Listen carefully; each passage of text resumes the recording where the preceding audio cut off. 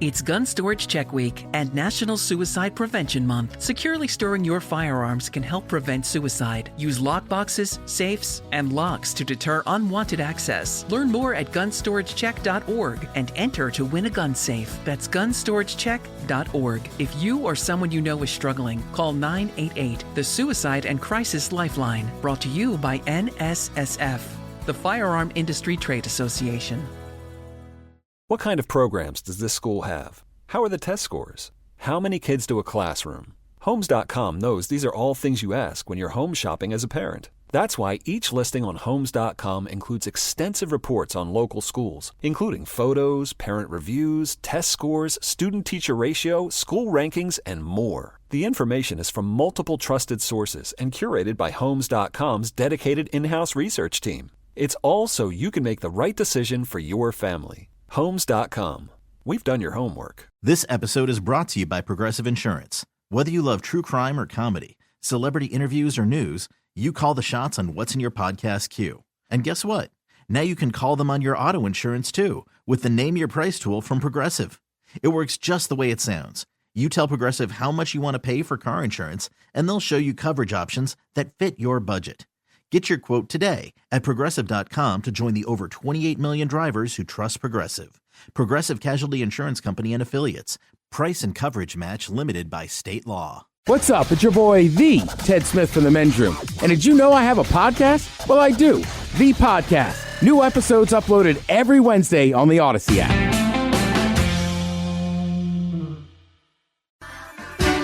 Unfortunately, what you're about to hear is real. The members of this radio program are simply not that bright, or what some people would call educated. They are merely stupid. They're not trying to offend anyone on purpose. And all have played doctors on TV. You have been warned and are cordially invited to join the party. This is the Men's Room. Forget it, man, and get with the countdown. Get with the countdown. Shake this square world and blast off for Kicksville. The trippers, the grasshoppers, the hip ones, all gathered in secrecy and flying high as a kite. This is the Men's Room with Miles and Thrill. You know what they say, shake your radio more than 3 times, and you're playing with it. You're listening to the Men's Room.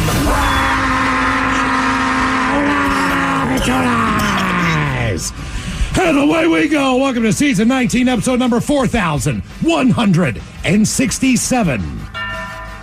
Along with Steve the Thrill Hill, the Ted Smith, and Mike Hawk.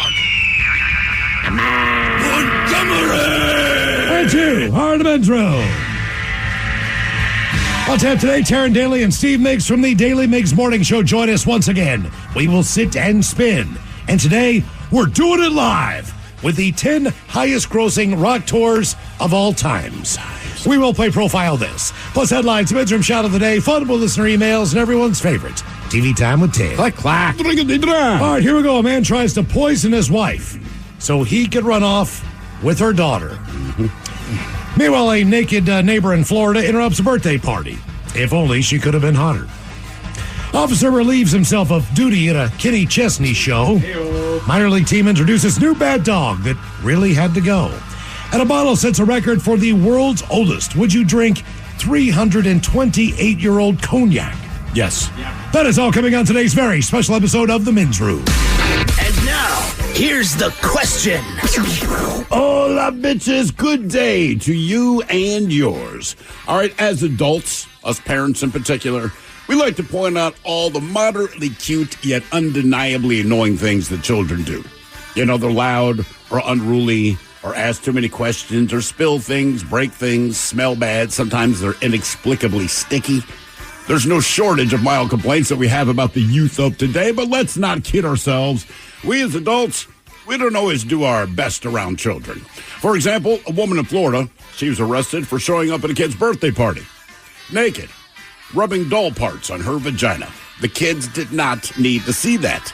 At the birthday party of a 4-year-old in Chicago, nobody got naked and weird, but the police did knock down the front door, point guns, and destroy an apartment. while looking for someone who hadn't lived there in years, and it didn't help that they cussed at the kid while holding his family at gunpoint. Again, the kid is 4. Now, a different birthday party, this one at a trampoline park in California, it took a negative turn when a group of adults got into a brawl. But look, it's not all birthday parties where us adults do our worst work. Sometimes it's a teacher, like the middle school teacher in Georgia who lost her job. Not because her drunk ass had a blood alcohol level of 0.259, that's more than 3 times the legal limit, but because she was openly drinking vodka during class. And it turns out that even if you disguise it in a Mountain Dew bottle, you still get in trouble. Oh, and in Texas, a high school football coach. Now, he's going to miss a few practices, you see, because he had to call the cops to report that the prostitute he hired had stolen his $100 without having sex with him. I let you do the math on that. Yeah. Adults, we're not always the best role models. God knows we try, but God knows we fail. But today, we want you to turn the tables a little bit and answer this question. As a kid, how did an adult ruin a good time? To be a part of the big show, call 206-803-ROCK. Like the Men's Room on Facebook, follow us on Twitter and Instagram at Men's Room Live, and send your emails to the Men's Room at KISW.com. You don't just live in your home. You live in your neighborhood as well. So when you're shopping for a home, you want to know as much about the area around it as possible. Luckily, Homes.com has got you covered. Each listing features a comprehensive neighborhood guide from local experts. Everything you'd ever want to know about a neighborhood, including the number of homes for sale, transportation, local amenities, cultural attractions, unique qualities, and even things like median lot size and a noise score. Homes.com. We've done your homework. This is NSSF, the Firearm Industry Trade Association. It's Gun Storage Check Week and National Suicide Prevention Month. Securely storing firearms can help prevent suicide. Use lockboxes, safes, and locks to deter unwanted access. Learn more at gunstoragechek.org and enter to win a gun safe. That's gunstoragechek.org. If you or someone you know is struggling, call 988, the Suicide and Crisis Lifeline. This is NSSF, the Firearm Industry Trade Association. It's Gun Storage Check Week and National Suicide Prevention Month. Securely storing firearms can help prevent suicide. Use lockboxes, safes, and locks to deter unwanted access. Learn more at gunstoragechek.org and enter to win a gun safe. That's gunstoragechek.org. If you or someone you know is struggling, call 988, the Suicide and Crisis Lifeline.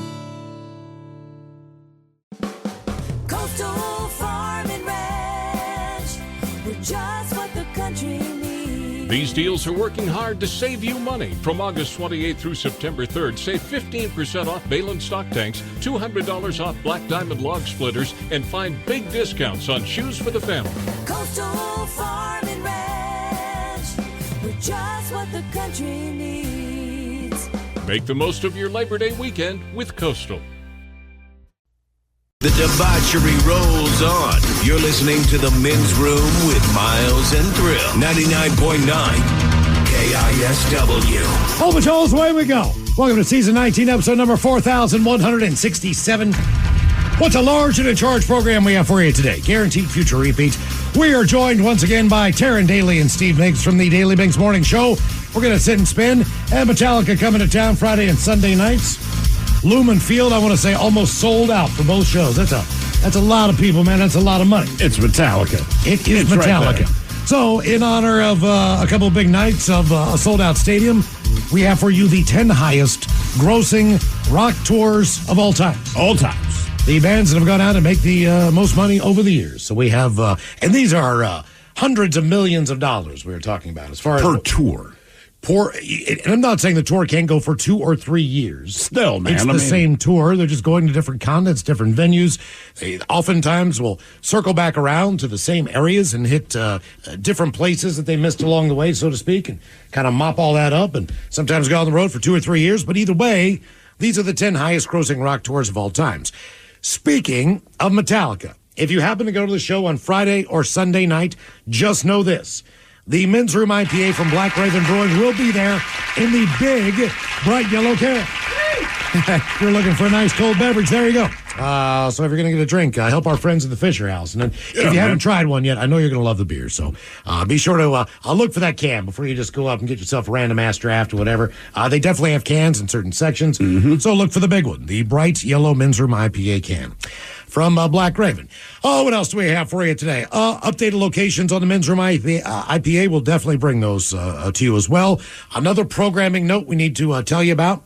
If you were thinking about going to the Halloween Hullabaloo starring Godsmack, Hailstorm, Sunday, October 13th at Showware Center, just know that right now there is a 4-pack special for $99. All you have to do is go to KISW.com, click on the link that'll take you to where you can buy the tickets, and it'll say, do you want the special 4-pack? Yes. And you say, yes, I want the special 4-pack, and that way you can join us for that show on Sunday night. And today, with a question, I normally ask, what stuff did you do as a kid? How did you mess up? Right. When did your parents come down on you? Your teacher came down on you? Whoever it was. Maybe it was the law. You got in trouble. Well, today, we flipped the script, so to speak. Thanks to the news. Because as you know, you don't need a license to be a parent. Which is almost amazing. And some parents are better than others, and no one's perfect in this world. Everyone makes mistakes and learns throughout their life, and that happens a lot as you are a parent.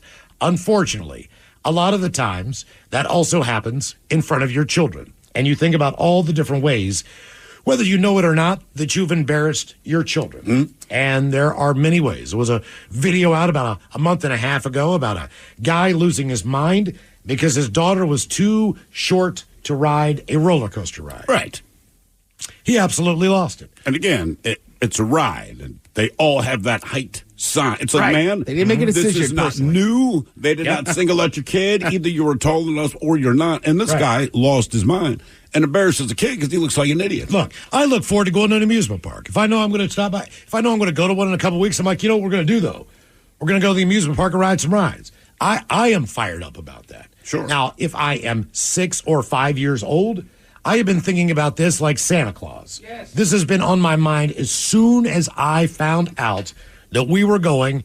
Oh, man, that's all I talked about. That's all I thought about. You get there, you're with your dad, you're not even there for an hour, and he gets you permanently banned from the park because they did jump on that roller coaster and ride it. Yeah. And the authorities and the staff were waiting when they got back. He insisted. He kind of forced his way out. He threatened the employees. And the employee, it's like some 17-year-old kid. Like, I'm not mixing up with this guy, right? So the guy gets on, rides with his daughter. I hope she had a good time. Yep. Because when the ride was done, 2 minutes later, the cops were like, you're coming with us. And sorry, little girl, you're never coming back to this amusement park again. Absolutely. And I would Not almost for guarantee anything that you did. Right, I would almost guarantee the kid running the ride probably said, all right, you can get on, but the cops are going to be here. I believe that was one. Like you said, Ted, your dad, what is it, like McDonald's or Popeyes or something? McDonald's. Like, physically got out of the car and went in, or were you already inside? Or the story's ridiculous either way. Right, there's a couple of them, unfortunately. The rough one, the really bad one was, right, they're like, it happens.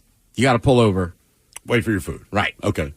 He's not happy about that. I don't know what's going on in his head. But anyhow, we pull over. I can't remember if they messed up the order. Either way, he's like, we're going inside. And then same thing, right? It's packed in there. He's yelling at the person. They're like, whatever. And he's like, I'll jump over this effing counter, blah, blah, blah. But you're right. He was a pioneer in the fast food anger wars. Yeah. But, look, I'll be dead honest with you. It's going to be a little sad. But, also, you're right. You remember those moments as a kid because it's incredibly embarrassing. Yes, yeah. You guys had to be mortified. There was times when my brother, he's 7 years older, where he would play baseball. And I literally would go, I'm not going with you. Because I can't explain to you when you're a kid having to walk away from a field as your dad got ejected over arguing with an umpire. Right? I haven't thought about it in years. I'm thinking about it, oh my God, it was awful. It is. It's horrible, man. Yeah. And as a kid, you don't know. So I remember going back to the same field and being like, are we allowed here? Yeah, you don't know, man. And either way, it's mortifying. You know it's not cool. And there's not a ton of bad parents on that tip, but my kid, for whatever reason, wants to play every sport that has ever existed. So you go to these things, and man, they're just some parent, the way they're getting on their kid or screaming at the coach. And it's like, look, they're getting a little older now. But 6 years ago, when he's 6 years old, and I hear this parent screaming at the coach, it's like, look, man, I got news for you. The coach kind of has to put every kid out there. That's why the dumpy, slow ones are out there playing too, because they're 6 years old. Also, your son, he plays like he's 6. He sucks. And you know what? My son sucks too. Like, what are you yelling at the coach about? These kids are picking dandelions in the corner of the field. Dial it back a little. Yeah. But I feel bad for the kid because you see the kid starts looking over at the parent and you can tell they're trying to telegraph, Dad, please shut up. And it never works, man. And I'm like, oh my God, dude. I feel bad for your kid, and then even worse is all the other kids feel bad for your kid. Because you hear about that crap in the car. Did you hear Billy's dad? Like, oh, yeah, I heard Billy's dad. Oh, yeah. I didn't think you could cuss at those.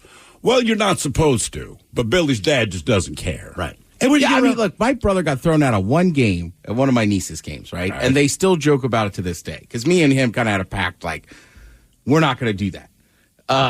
But it was just funny. The ref was clearly wrong in basketball, and Chris was just like, I could see your foot. Like, I saw his foot. It's out. And the guy said, one more word, and you're out. And he said, word.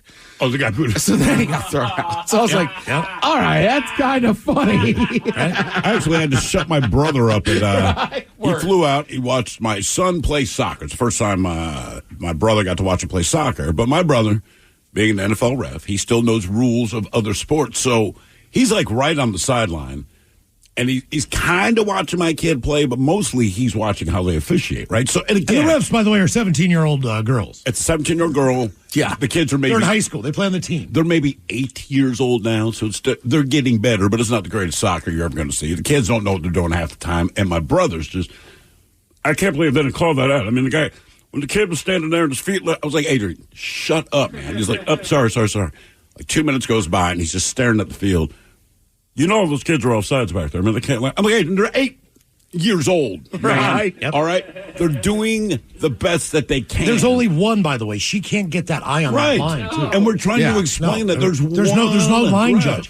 She's volunteering. Out of bounds is she can't see what's going on half the time because little kids playing soccer, there is no position. Your position is if the ball is there, you're within a foot of it, right? So. You have 22 kids mashing around the ball. I'm like, look, dude, she's doing Adrian, shut up. Ball goes out of bounds. It's just like, okay, what kid is running after the ball because they know that they didn't touch it live. Right. I mean, that's it. Just kind of just figured that the way. I think that was a handball. It was. Yeah, don't worry about it. I was still playing a B Little League, which is not A, so I was young. It's probably 10, 9, somewhere in there. But one of the fathers on our team, and he also was one of those guys who always was available during practice. So he was the dad that kind of acted also as the assistant coach at times. Yeah. So he would run the pitching machine. We had a pitching machine back then. So when you practiced, you know what I mean? No one was throwing. He would do those kind of things. He would, hit a fungo bat. You would, catch fly balls in the outfield. But he was not the full-time coach. But he would pop up every once in a while and help out. And he was one of the dads. And we were up to bat, okay? But he is not in the quote-unquote dugout. We had a bench and a fence behind us. Right. He is standing behind the fence. And my buddy turns around, and he goes, hey, what's going on with Brett's dad? And I said, I don't know.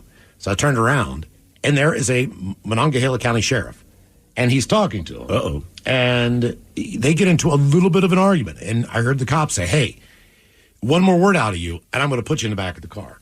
And he said something else. And the next thing I know, he had his hands behind his back, he had his hands in cuffs, and he was leading him. And Brett was like, Dad. Yeah. It was like this horrible moment, all together. And he jumped over the fence and ran up there, and the cop said, whoa. He's like, that's my son, He's like, I'm going to come back. I'm going to find another adult that can take care of the situation, but you need to come with me now. And he got arrested for whatever. Did you ever find out? What did he do? I don't know. We don't know. We were young. I don't know the severity of what he had done. Was he still around like a week later? He never came back. Oh, really? He never came back to the baseball field. I mean, I saw his kid every day at school, and he was on my team. I'm going to say something dirty. Because it's not like he did something at the field and the cops didn't show up. The cops were obviously looking for him, found him at the field. We all asked. Everybody on that team asked their parents if they know what happened to Brett's dad. And it's dirty. And none of them knew. Because it didn't show up in the paper or anything like that. So it wasn't like, you go on a neighborhood page and find out what happened to the guy. I'm saying prostitution. Yeah, it was almost like he had found him. That's what I'm saying, because he didn't do something at the field for someone to call the cops for him to show up. Yeah. The cops were looking for you. They got word that you're at the field, but they're still going to come and arrest your ass. Even though, so whatever it's almost like they went to his house first. They said, no, he's with his son at the Little League baseball game. And he Right, because, the dad was still, he didn't come to baseball, but he was still there when you went to school with the guy? Well, or did he go to prison? He wouldn't talk about it. He didn't. I don't know if he. All right. I don't know if he really knew either. Probably. That's why I'm going with some sex, man. I don't think the mom or the dad said, "Hey, I think the daddy's in trouble. He did something," and I feel like I tell my kid, "Hey, your dad robbed a bank. Your dad got stupid and got in a fight with someone, but like."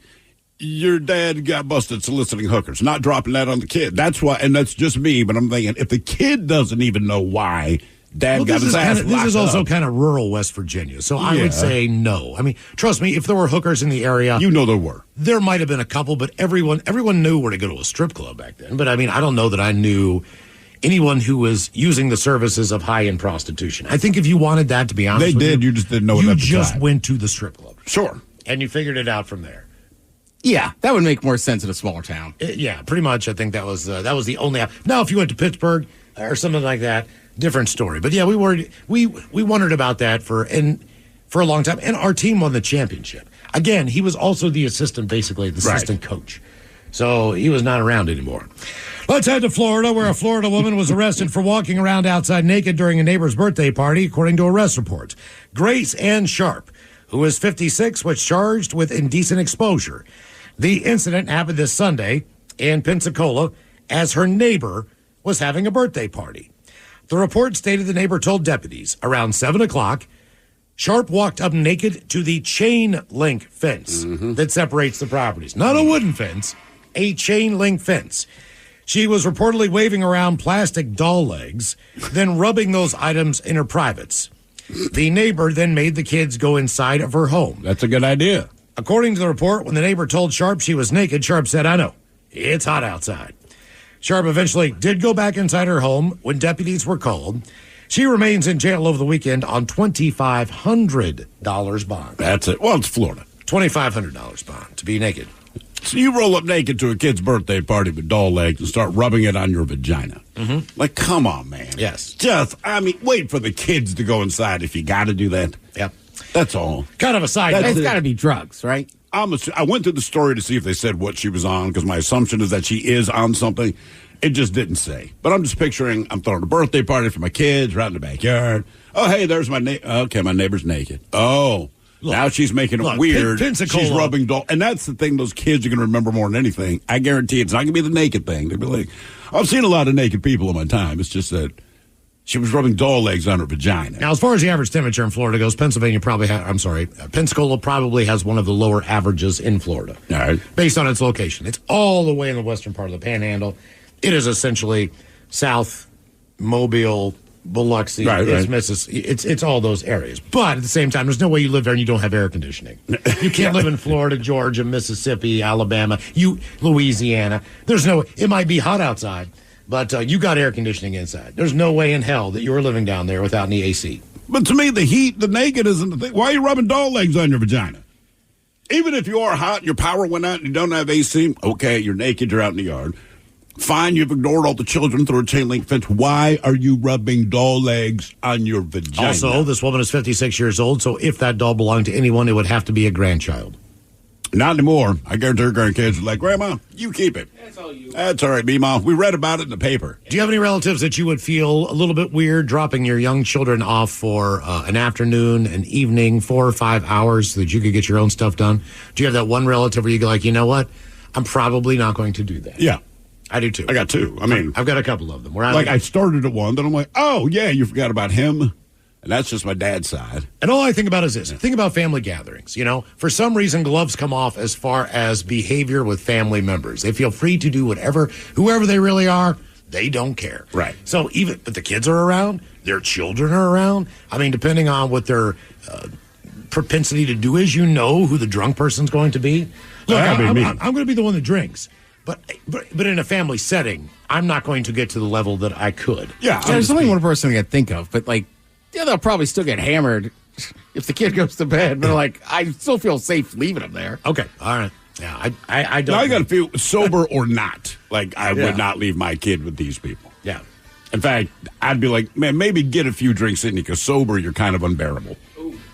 As a kid, yeah. I mean, The two that I'm thinking of, like, man, let's do a couple shots together. No, then you can watch my kids, because when you're sober, I think it's a bad idea. As a kid, how did an adult ruin a good time? 206-803-ROCK. This episode is brought to you by Progressive Insurance. Whether you love true crime or comedy, celebrity interviews or news, you call the shots on what's in your podcast queue. And guess what?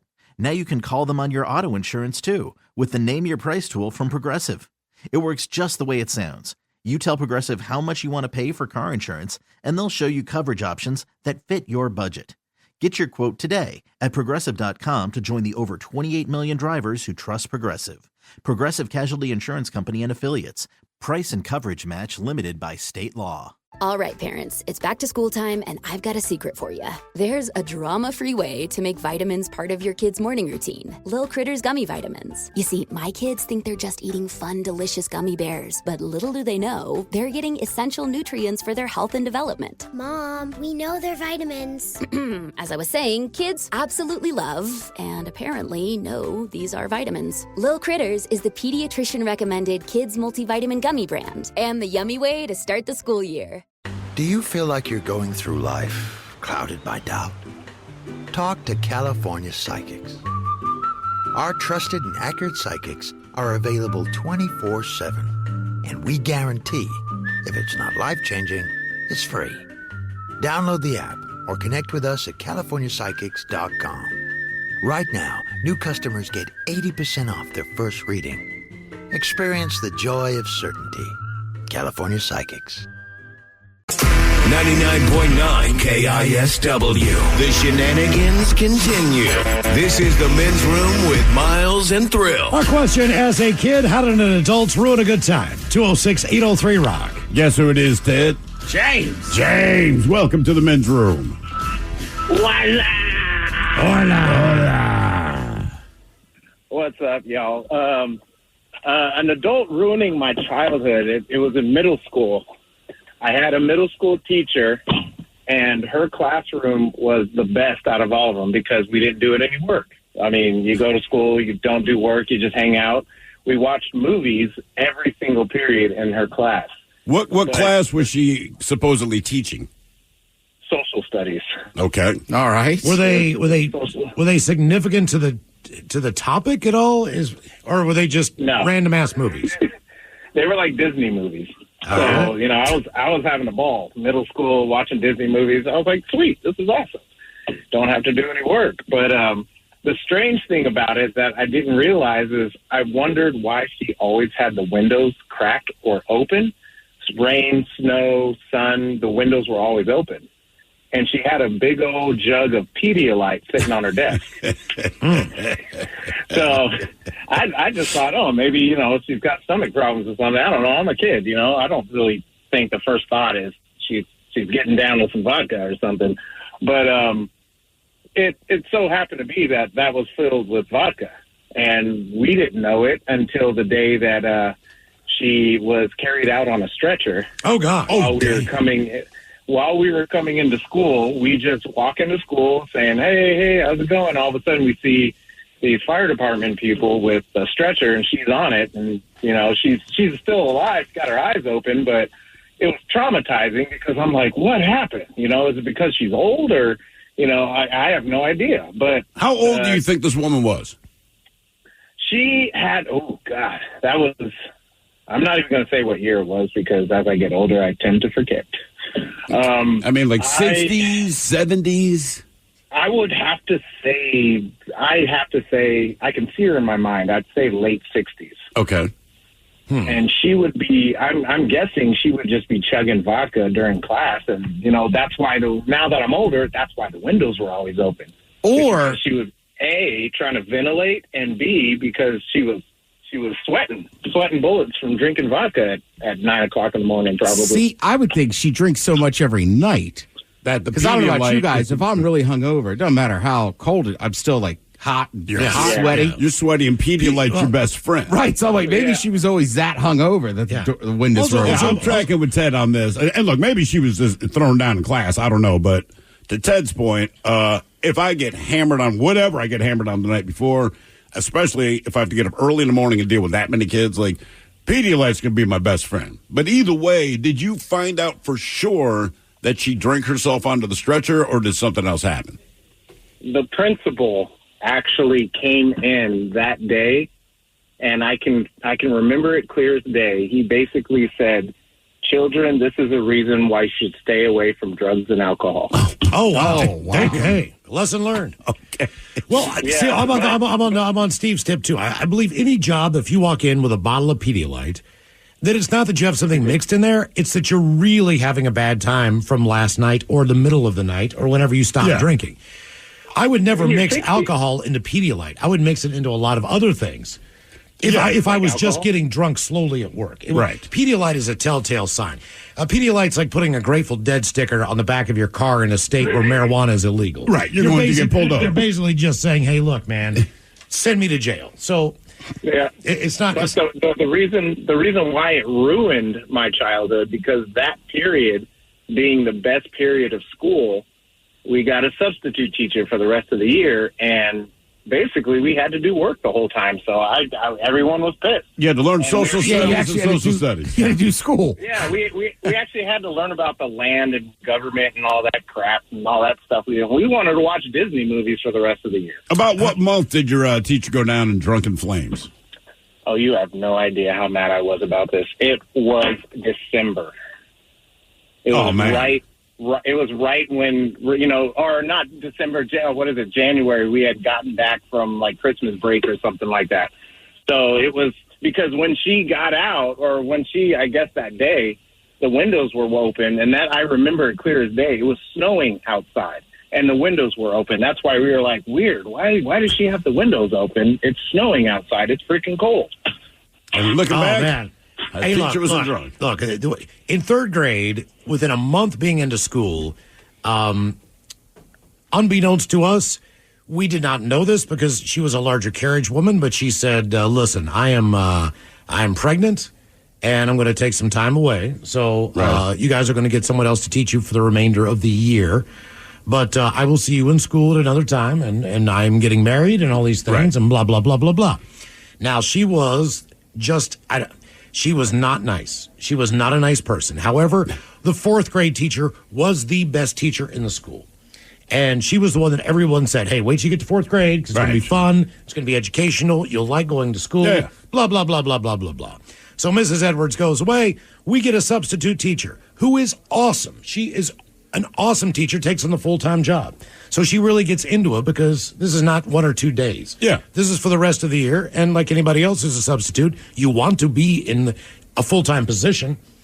She ended up still working there. The woman who was in fourth grade, she retired at the end of the year. We did not know this. We go back to fourth grade, and Mrs. Edwards is now been promoted to the fourth grade teacher. The woman who taught us is now the permanent third grade teacher. So I went right back to living hell with the same woman who was a battle axe. We were all just like, you've got to be kidding me. This is horrible.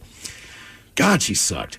As a kid, how did an adult ruin a good time? 206-803-ROCK. She was the teacher, Ted, who basically told you how dumb you were. If you there was no dumb questions. Oh, that was a real dumb question. Oh, yeah. She was that person. We had one in my grade school, and same thing. It wasn't just me, right? And look, I didn't get great grades, so I never really had issues with teachers or coaches. Yeah.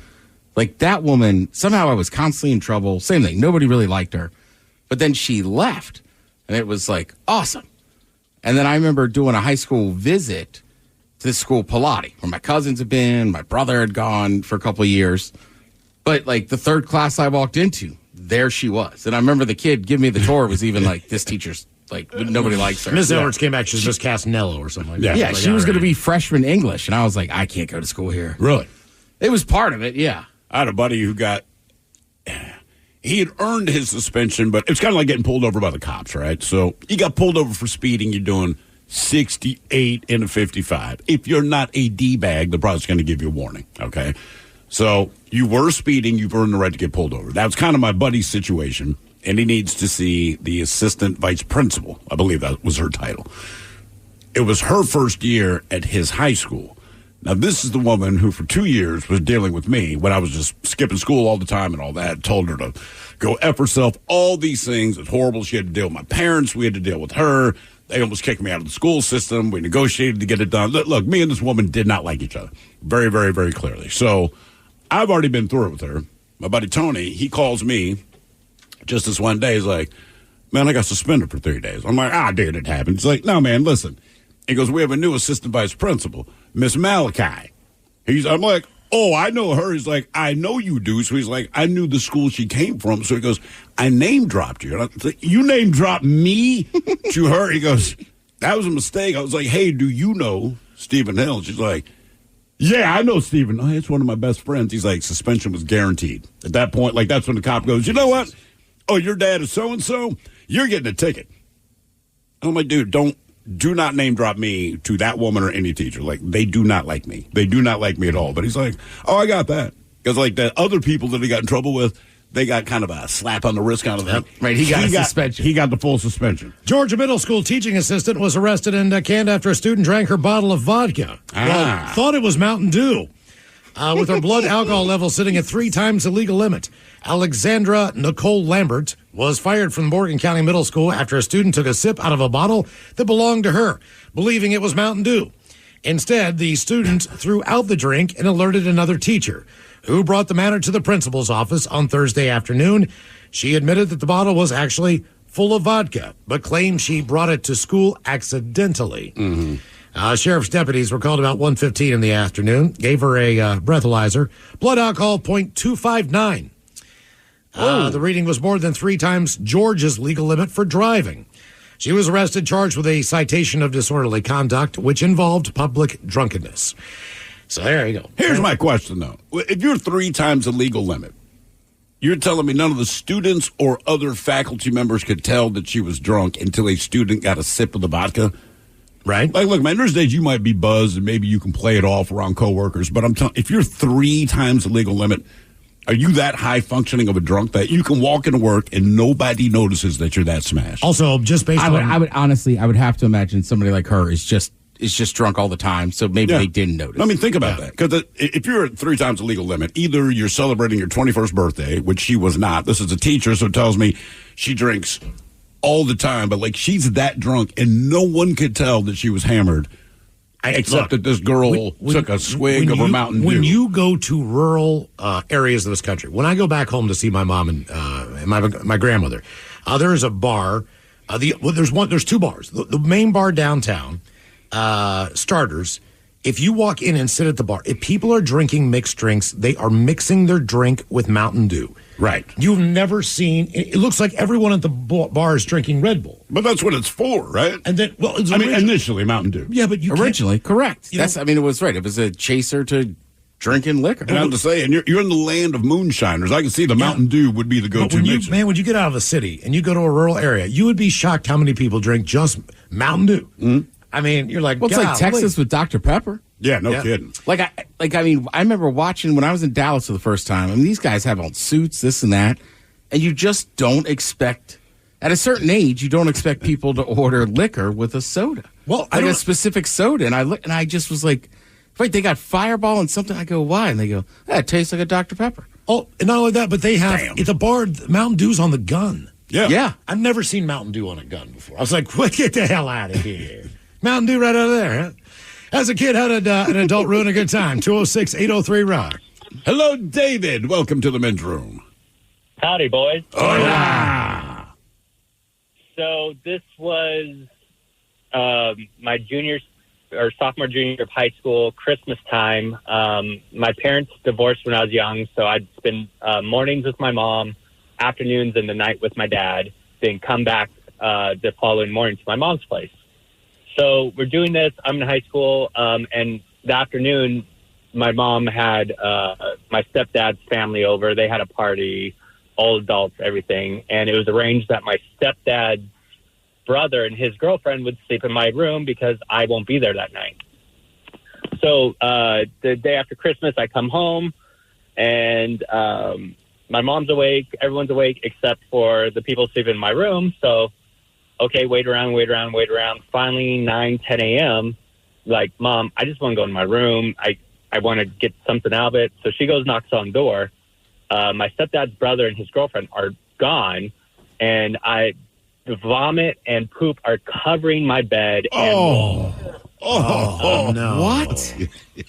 Apparently, so they all spent the night drinking Christmas night, and she was a bit of an alcoholic. And in the middle of the night, she just lost all faculties and let it loose in my bed. And they were embarrassed, so they called a cab in the middle of the night and just zipped out. Are you kidding me? Who had to clean the room? Thankfully, my mom and stepdad did, but it got down into my mattress, so we ended up getting rid of my mattress, and it was a whole thing. And you said this was on Christmas Eve? No, this was Christmas Day. Okay. All right. Well, Merry Christmas. But still, That's a well, you got a surprise. new bed. There you go. I would have lied and said that's what happens when Santa has too many cookies. So you said you had to spend every morning with your mom and then nights with dad, right? Yeah. So we'd have to switch in the afternoon. How far apart did they live? How big of a hassle was this? No, not far. My dad was a certified a-hole, and so he got in the divorce papers that she couldn't move more than 25 miles without his written consent. See, I would do the exact opposite. Do you think that was because he was being an ass, or do you think that was because he wanted to still be in proximity to being able to see you? No, it was a control thing. Okay, all right. He was very emotionally abusive, partially, So it was Do you still have any kind of relationship with him now? He died 3 years ago yesterday. Is that right? Oh, okay. Oh, sorry to hear that. So Hopefully you got a chance to patch things up, and We did. We patched stuff up towards the end. Once I had kids, he really became a better person. Yeah, look, I don't care about that. I want to know, did you see the guy and the girl that pooped and vomited all over your bed again? I never met the girlfriend, but my step-uncle, I see him every once in a while. Did you bring it up to him the next time you see him after that? My stepdad gave him a good roughing up about it. Hopefully you paid for the mattress. Yeah, I'd be more annoyed. Like, you're not going to be happy they pooped all over your kid's bed or any kid's bed. But it's like, you wouldn't, I don't know. I'd be more upset if they just left the house. Like, why did you leave? Yep. Mm-hmm. Just wake me up in the middle of the night and we'll deal with it. I'm not going to be happy. Let me rephrase it. It doesn't have to be a kid's bed. You poop anywhere on any of the furniture in my house and you get up and leave. I'm going to be pissed. Yeah, you need to give you a head, or at least make an attempt to clean up. But especially a kid's room on Christmas Day, man. Yeah, you're right. I keep forgetting it's Christmas Day. Merry Christmas. Hey, I just want to get in my room and get something. You open the door and there's poop and puke soaked into your mattress, and you're not responsible for it, and the people that did it are gone. Is that the Christmas miracle we're looking for? Maybe put a candy cane on the bed. Something for anything. Buy the kid a nicer gift, like, hey, sorry I ruined your Christmas by turning in your bed, man, but, things happen. New sheets, something. As a kid, how did an adult ruin a good time? 206-803-ROCK. Hello, Terrell. Welcome to the men's room. Hola, bitches. Hola. All right, so I remember this day like it was yesterday because I still carry around the purple pinky. So I was in like the second or third grade. My mom came to get me out of school early for some reason. I don't remember. But she gets to the office and she's wearing her gown and her curlers and a bonnet. Right? So it would have been fine if my teacher would have just let me leave the class, but she didn't. I was in the class for an extra 10 to 15 minutes, and my mom's a black woman. She don't play that. I know she's black because you said she showed up in her robe and curlers. And come on, man. She sent me my son, and my mom did 8 years in the Army. She's a real strong woman. So she gets mad. She comes down to the class to come get me herself. And she opens the door with fury. She is pissed. And everybody's like, whose mom is that? Whose mom is that? I'm like, yeah, whose mom is that? I don't know whose mom that is. But, she starts going off on my teacher. I know you got the page. I know you heard it. Why you didn't send my son? And I'm like, oh, okay. So I start getting up. I'm grabbing my stuff. I'm going towards the door. I'm trying to minimize the damage. And I turn around. I remember her name was Heidi. I turn around and go say goodbye to Heidi. And we had those old school thick oak doors with the metal casing. And my mom, with all her fury and all her might, slams the door on my pinky as I'm saying bye to my friends and Heidi. And I just break down crying because she just smashed my finger and it's stuck in the door. Oh. Like the door is closed. Oof. So my mom had to open the door back so I can get my finger out. And now I'm thinking my finger's broken. It's over. She takes me home. We go put some ice on it. I don't even think she apologized. She just said, "You want to go to McDonald's?" Okay. Yeah. And then we went to McDonald's. And then I waited for my friends to get out of school, and it was just a normal day. Brother, that's a bad moment in school, man. That's a bad moment. As a kid, how did an adult ruin a good time? 206-803-ROCK. This episode is brought to you by Progressive Insurance. Whether you love true crime or comedy, celebrity interviews or news, you call the shots on what's in your podcast queue. And guess what? Now you can call them on your auto insurance too with the Name Your Price tool from Progressive. It works just the way it sounds. You tell Progressive how much you want to pay for car insurance, and they'll show you coverage options that fit your budget. Get your quote today at Progressive.com to join the over 28 million drivers who trust Progressive. Progressive Casualty Insurance Company and Affiliates. Price and coverage match limited by state law. You don't just live in your home. You live in your neighborhood as well. So when you're shopping for a home, you want to know as much about the area around it as possible. Luckily, Homes.com has got you covered. Each listing features a comprehensive neighborhood guide from local experts. Everything you'd ever want to know about a neighborhood, including the number of homes for sale, transportation, local amenities, cultural attractions, unique qualities, and even things like median lot size and a noise score. Homes.com. We've done your homework. It's Gun Storage Check Week and National Suicide Prevention Month. Securely storing your firearms can help prevent suicide. Use lockboxes, safes, and locks to deter unwanted access. Learn more at gunstoragecheck.org and enter to win a gun safe. That's gunstoragecheck.org. If you or someone you know is struggling, call 988, the Suicide and Crisis Lifeline. Brought to you by NSSF, the Firearm Industry Trade Association. This episode is brought to you by Progressive Insurance. Whether you love true crime or comedy, celebrity interviews or news, you call the shots on what's in your podcast queue. And guess what? Now you can call them on your auto insurance too with the Name Your Price tool from Progressive. It works just the way it sounds. You tell Progressive how much you want to pay for car insurance, and they'll show you coverage options that fit your budget.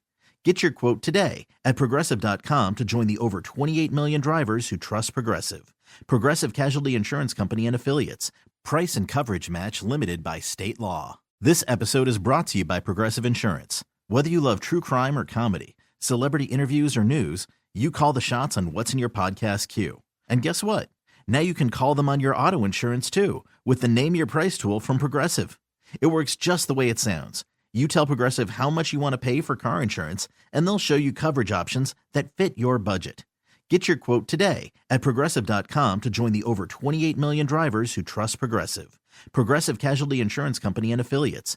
Price and coverage match limited by state law. What kind of programs does this school have? How are the test scores? How many kids do a classroom? Homes.com knows these are all things you ask when you're home shopping as a parent. That's why each listing on Homes.com includes extensive reports on local schools, including photos, parent reviews, test scores, student-teacher ratio, school rankings, and more. The information is from multiple trusted sources and curated by Homes.com's dedicated in-house research team. It's all so you can make the right decision for your family. Homes.com.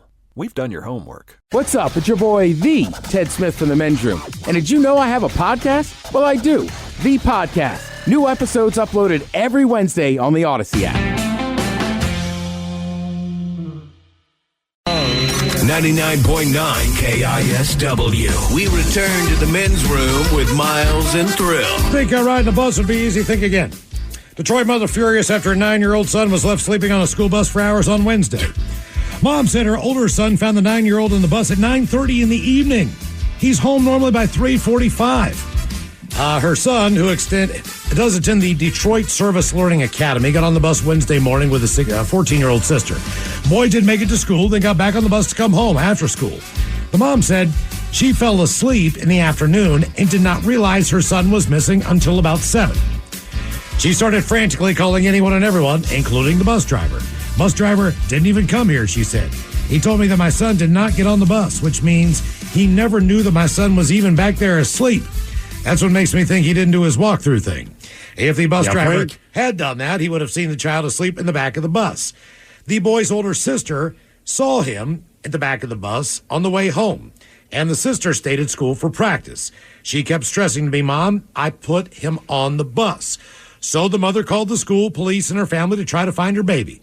The police did not find my child. The school did not know where my son was. My son's brother and grandmother found my son sleeping on the bus at 9:30 p.m. Kid was still asleep. The boy's 16-year-old brother lifted him out of the bus from a hatch on top of the vehicle. Jeez. He was asleep. I was banging on the window. He woke up. He was wiping his eyes, looking around, and he just started crying. I knew there was a hatch on top of the bus, so I opened it. As a kid, how did an adult ruin a good time? 206-803-ROCK. Hello, Kenny. Welcome to the men's room. Hola, Hola. Hola. How are you doing? Hey, first I got to say, I'm an old man. I'm 65. Listening to you guys since 1973 or 4, so that'd be 50, 51 years. Almost the whole time the station's been on, man. Exactly. You guys run a top-notch, all your programs. I'm retired, obviously, and can't wait to beat Miggs in the morning. Love the hookup. Your guys' show is phenomenal. Oh, thank you, man. We appreciate that. You should read some of our texts. They'll contradict you. 90s at 9 with Deers. Love it. Again, retired, so I'm tuning in all those times. What I wanted to tell you guys about is how I learned there was no Santa Claus when I was 5 years old. Okay. Mom and Dad's antics. This is back 65. I'm 5 years old. This is back in the day, right, guys? Yeah. And dads could beat moms, and neighbors wouldn't say a thing. And, you know, the good old days. That's right. Archie Bunker crap. You guys. Yeah. The good old days. So, again, I'm 5 years old. It's 1965. It's Christmas Eve, and the alcohol. My dad was military, tough guy. The alcohol and antics started in around 8 o'clock in the evening, and by midnight, gunshots are fired. My dad. And we, Mom, and us kids get to the neighbors. Cops are called. It takes tear gas to get Dad out of the house and subdue him and haul him off. No, this is Christmas Eve or Christmas Day? Christmas Eve. Christmas Eve. Christmas Eve, okay. This is Christmas Eve at 8 o'clock. By the time Dad shot the gun, it was 10. By the time the cop, cleared him out, Mom opens the house, airs it out. By then, it's 3 in the morning. And us kids and Mom go back, and she sends my older sister, and again, I'm 5, she's 14, upstairs to the attic to get the presents, and that's how I learned there was no Santa Claus. All right. Why did your dad fire a gun in the first place, or is it just something he did when he got drunk? No, he never. No, they were. Dude, again, 65. It was nothing but violence in my childhood, man. The stories stories I could tell y'all, but he just decided to pop it off, and we all ran for cover. Cops came, tear gas, and hey, and another thing, I can still taste that. When I think about it, I can taste that tear gas. I bet you can. It's supposed to be very distinctive. Years later. People tend to remember that, man. Yeah. Well, traumatized. You tend to hold on to those things more so than the good memories. Did your parents end up staying together? Oh no, the stepdad. My mom. I love her dearly. Loved her. She's no longer with. But she didn't pick good guys. And finally, here's another quick one. At 15, I come home with 4 friends to pick up a couple of bucks, and my stepdad. Once again, bedroom colors. Here are the 7 words you can't say on the radio. Okay. Sucker, mother, and please keep those words in mind when calling. Now, back to the program. Got an idea you can fill up the rest of the program. It sounds like a fun childhood, though. As a kid, how did an adult ruin a good time? 206-803-ROCK. It's got to be more to that story. Yeah. I'm sure there is. Like, so far, man, and this sucks because we've had 2 Christmas stories. You had the one guy Christmas Day, opens his bedroom door, and the house guest had pooped and vomited all over his room, but left in the middle of the night. This guy, it's Christmas Eve. Your dad ends up in a standoff with the cops, and they got to use tear gas. Like, come on, man. Just save it for a random day of the week. Yep. Hello, Ellie. Welcome to the men's room. Howdy, partners. Hola. Hey, so my story's from, I think it was probably like my 5th or 6th birthday. I was a little kid, right? And I was at my birthday party, just family and stuff. I was at my grandparents' house, and my mom had gotten me this, like, really big, fancy. It was the coolest cake I'd ever seen in my entire life. Being 6 years old, my favorite thing was Barbies, right? So it was a big old Barbie cake. So excited. And so I'm sitting on my grandpa's lap, and we're singing happy birthday, and I go to blow out the candles, and my grandpa reaches over and he knocks his entire glass of beer all over my birthday cake. And we ended up still eating it, but it just started sobbing my eyes out. I was like, the worst thing that could have happened to me at the time. But you still ate the cake. Yeah. Oh, yeah. No, my dad was like, oh, it's still good. We'll just cut around the bad part. The whole thing, it tasted like beer. So the whole thing did. But yeah, it was either that time or on the 4th of July. We always had like a family barbecue and stuff at the lake. And again, I was really little, following my uncle around, pulling on his shirt tail or whatever. And he's trying to move the keg from the top of the property down the hill to the bonfire, and following him around. And he goes to put the keg down, and it smashes my toe and breaks my toe. You have a good beer history as far as adults. I think there's a commonality in all these stories. Yeah, we're really Polish, and that's about all we're really Polish. That explains it. Super Polish, yeah. Okay. All right, do you have kids of your own now? I don't. Okay. Do you ever plan on having kids? Do you have a dog? All right. Someday, hopefully, but I'm definitely not in any rush. Well, I'd ask you this all right, so say you find out you're pregnant. What is something that your parents did that you would promise yourself you would not do, or something your parents did where you're like, I will continue that tradition? Because I think that goes through every parent's head. Like, I remember my parents would do blank. I am not going to do that around, to, or in front of my kid. Yeah. Well, probably, I know my dad smokes cigarettes a lot, and that was always one thing that, like, I always hated as a kid, and he still smokes today, and it's taken, like, a huge toll on his health, and it, it breaks my heart. So I used to smoke, but I quit. So hopefully, whenever I have kids someday that, they'll never have to see me do that, because it's a horrible habit. It is. Trust me, I've had the conversation numerous times with my kids. Yeah, it's the one thing I've made my. I was like, look, you can do what you want in life, because that's, as an adult, when you get older, that's what you're going to do anyway. Just promise me you won't smoke. That's it. That's all. It's like all the other crap, go ahead and do it. But I'm like, don't even F around with the cigarette, because if you do it, then you're going to start smoking. Mm-hmm. I mean, that's all. Oh, yeah. No, it's really bad. I mean, my dad's probably 59 or 60 now, and it's just really, it's really taken a toll on his health. And it's, well, sure. It's not going to make you healthier. My dad smoked when I was growing up, and at that time, this is the 70s, so everybody smoked. It wasn't a thing. So indoors, outdoors, you name it. But what would always irritate me when we lived in upstate New York, man, it's wintertime. It's 18 degrees outside, and because of height, I sat behind my dad. My brother sat behind my mom, because he was taller than me at that time.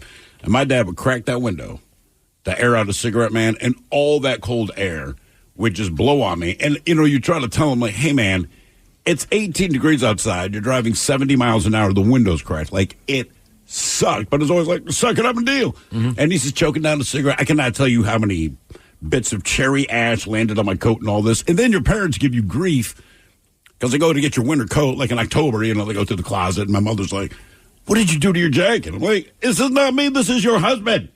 All those embers fly off of the damn cigarette and land on me in the back, man. That's why this coat looks like that. Have we people figured out by now that, like, if you're in the back seat and it's hot, Yeah. Like, people in the front got to put down windows, too. Yes. Right? Because if you're in the front It all seat, blows behind it you. blows behind you. Right? I'm always amazed people's cars. It's like, yeah, I hear you, man, but like, I'm in the back seat sweating. Like, help me out. Please. I hate that one window whistle hump too thing. Because my dad would do that. Oh, when they roll on one window? Yeah, just rolls down one window. So like, it's like, woo, woo, yeah, woo, woo, woo, woo, woo, woo, woo, woo, woo, woo, woo. So you got this like this sound just buzzing Like, around just your head. open another Like, window. Can I crack just this one back here? No!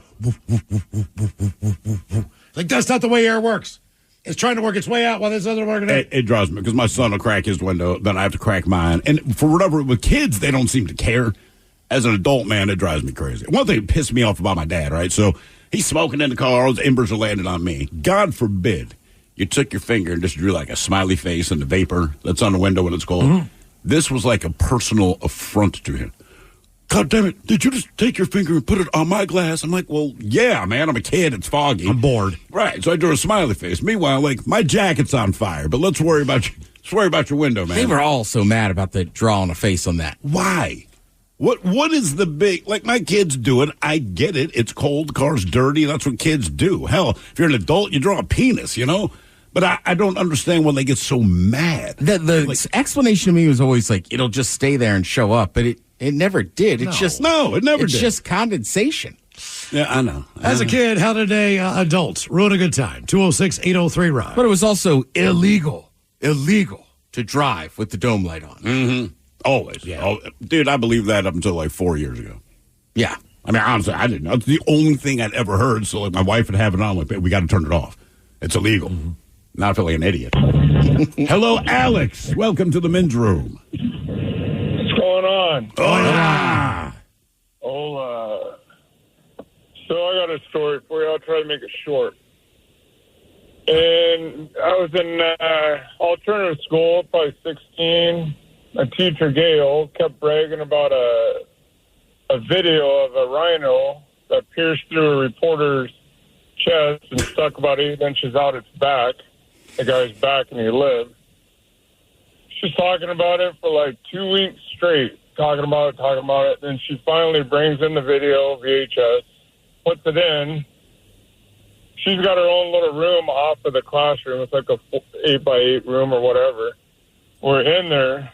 Video starts playing. It's a girl sitting on a chair in a private outfit. And then another girl walks in, and all the kids are like, what's going on? I'm like, calm down. Let's see where it goes.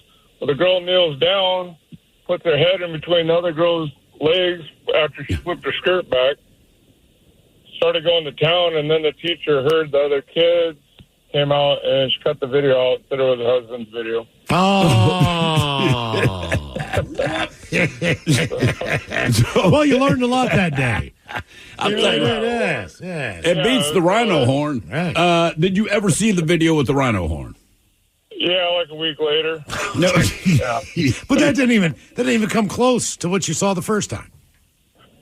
No, I like the first video. That's what I'm saying. Yeah, I'd rather After see that, the rhino video's a letdown. Although with the rhino horn, I'm curious. So she was saying there's a rhino put a horn through the reporter, but the reporter survived? Yes, it barely missed the guy's heart. It went through, it's like 8 inches out of his back, threw him in the air about 30 feet. He was taking a video of the rhino's baby, and he was trying to backpedal while filming it, and he kind of fell, and the rhino caught him and flipped him up in there. Damn. That had to be a bad feeling, man. I'd more about the first video. As a kid, how did an adult ruin a good time? 206-803-ROCK. Hello, Randy. Welcome to the men's room. Hey, how are you guys? Doing great, Randy. Thank you. So I grew up in a logging camp in southeast Alaska, and so we always went home for lunch. During school, everybody went home for lunch. So I went to my buddy's house one day, and we decided to get baked. Not for lunch, but ourselves. So we're smoking a couple of bowls, or maybe 3 or 4, I don't remember. And then we were watching out the window, and somebody's trailer house catches on fire. So we we decided to stumble over and try to see if we could do anything about it. Then we found out we really didn't know what we were doing because we were pretty high.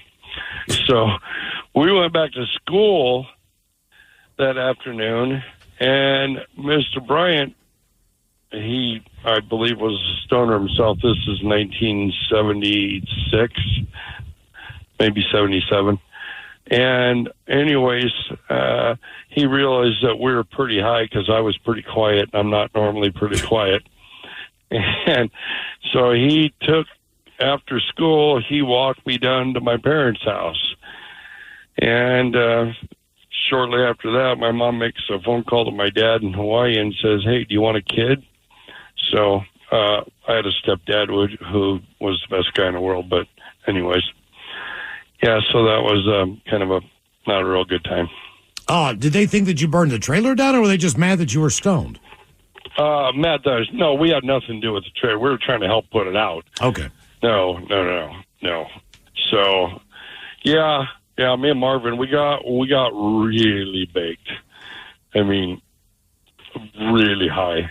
Yeah, I never got in the worst trouble because I was stoned. It was more of the idea of, are you drinking, and are you behind the wheel, or one of your friends behind the wheel? Right. In a car where people are drinking. So typically, if I got home, I smoked a little with a buddy because I had one friend who smoked weed. I always smoked with Robbie. But other than that, I really didn't have that friend group. But, my mom was just like, you guys are going to do, basically it was just self-deprecating stuff. Like, you know what, you're never going to do anything with your lives. Oh, sure. You'll never go to college. You'll never, you're never all those things. You're going to be a loser for your entire life. The hippies who drive around the vans, it's going to be you. You mean the happy guys? Yeah. Yeah, right. All the negative stereotypes on that lifestyle were full on. I mean, at the time, marijuana was, you might as well be doing cocaine. It was all just drugs. Oh, yeah. Just drugs. I mean, look, it still happens in some spots. Like I was telling Mike, what was it, like a year ago? I was talking to my brother, right? He's a principal, and he's talking about people found fentanyl in weed. And I was like, I don't know about that one. Like, that seems whatever. So this year he got promoted to a bigger school, this and that. And he calls me, he goes, I owe you an apology. I go, what's up? And he's like, oh, we met the new district person. And they were like, we're honest with kids. We don't need propaganda and nonsense. So he asked about that, and she's like, and he goes, my brother basically looked at me and said, you're full of S. And she's like, yeah, he's right. There's no documented case of that in the state of Virginia. Like, I don't know where that started. He's like, well, somebody above me told me. He's like, yeah. Like, tell him not to do drugs, but we don't need to lie to him. Right. As a kid, how did an adult ruin a good time? 206-803-ROCK. It's Gun Storage Check Week and National Suicide Prevention Month. Securely storing your firearms can help prevent suicide. Use lockboxes, safes, and locks to deter unwanted access. Learn more at gunstoragecheck.org and enter to win a gun safe. That's gunstoragecheck.org. If you or someone you know is struggling, call 988, the Suicide and Crisis Lifeline. Brought to you by NSSF, the Firearm Industry Trade Association. This episode is brought to you by Progressive Insurance. Whether you love true crime or comedy, celebrity interviews or news, you call the shots on what's in your podcast queue. And guess what? Now you can call them on your auto insurance too with the Name Your Price tool from Progressive. It works just the way it sounds. You tell Progressive how much you want to pay for car insurance, and they'll show you coverage options that fit your budget. Get your quote today at Progressive.com to join the over 28 million drivers who trust Progressive. Progressive Casualty Insurance Company and Affiliates. Price and coverage match limited by state law. What kind of programs does this school have? How are the test scores? How many kids do a classroom? Homes.com knows these are all things you ask when you're home shopping as a parent. That's why each listing on Homes.com includes extensive reports on local schools, including photos, parent reviews, test scores, student-teacher ratio, school rankings, and more. The information is from multiple trusted sources and curated by Homes.com's dedicated in-house research team. It's all so you can make the right decision for your family. Homes.com. We've done your homework. Coastal Farm and Ranch. We're just what the country needs. These deals are working hard to save you money. From August 28th through September 3rd, save 15% off Balin stock tanks, $200 off Black Diamond log splitters, and find big discounts on shoes for the family. Coastal Farm and Ranch. We're just what the country needs. Make the most of your Labor Day weekend with Coastal.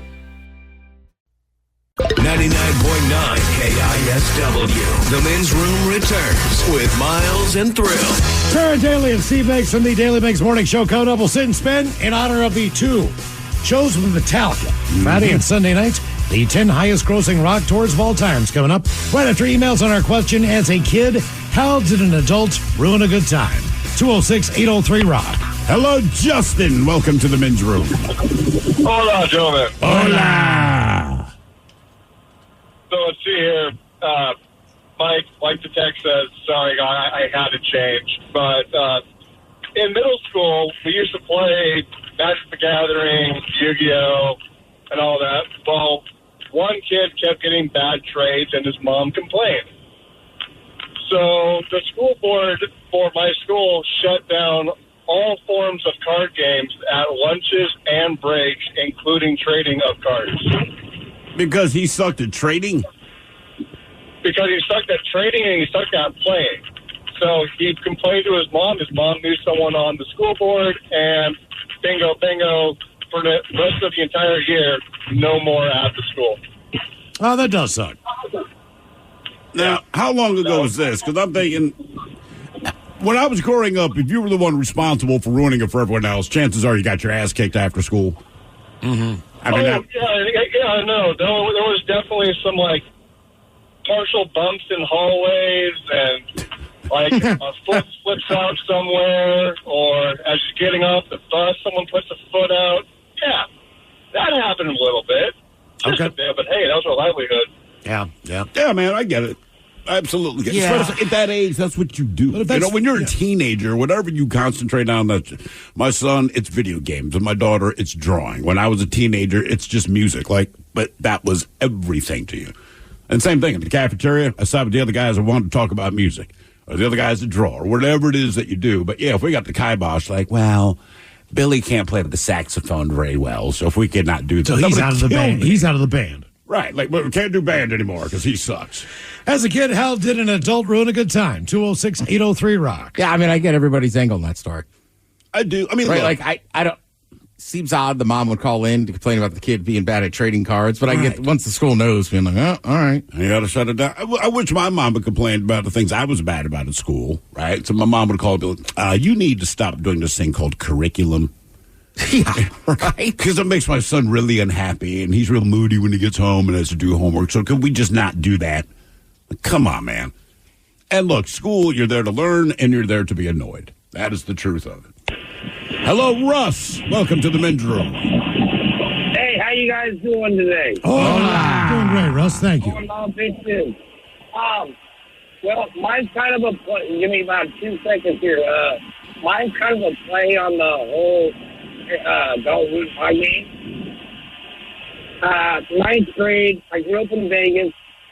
In my time, it was junior high school. Me and my girlfriend ditched school one day, went back to my house. Well, we're deciding to have a little bit of fun on the couch in the front room. And in walks my stepmom and my stepsister. All they said were two naked bodies running across the room. And, I had to hear an earful from my dad, but I don't know whose day was worse, mine or theirs. Did you get in trouble?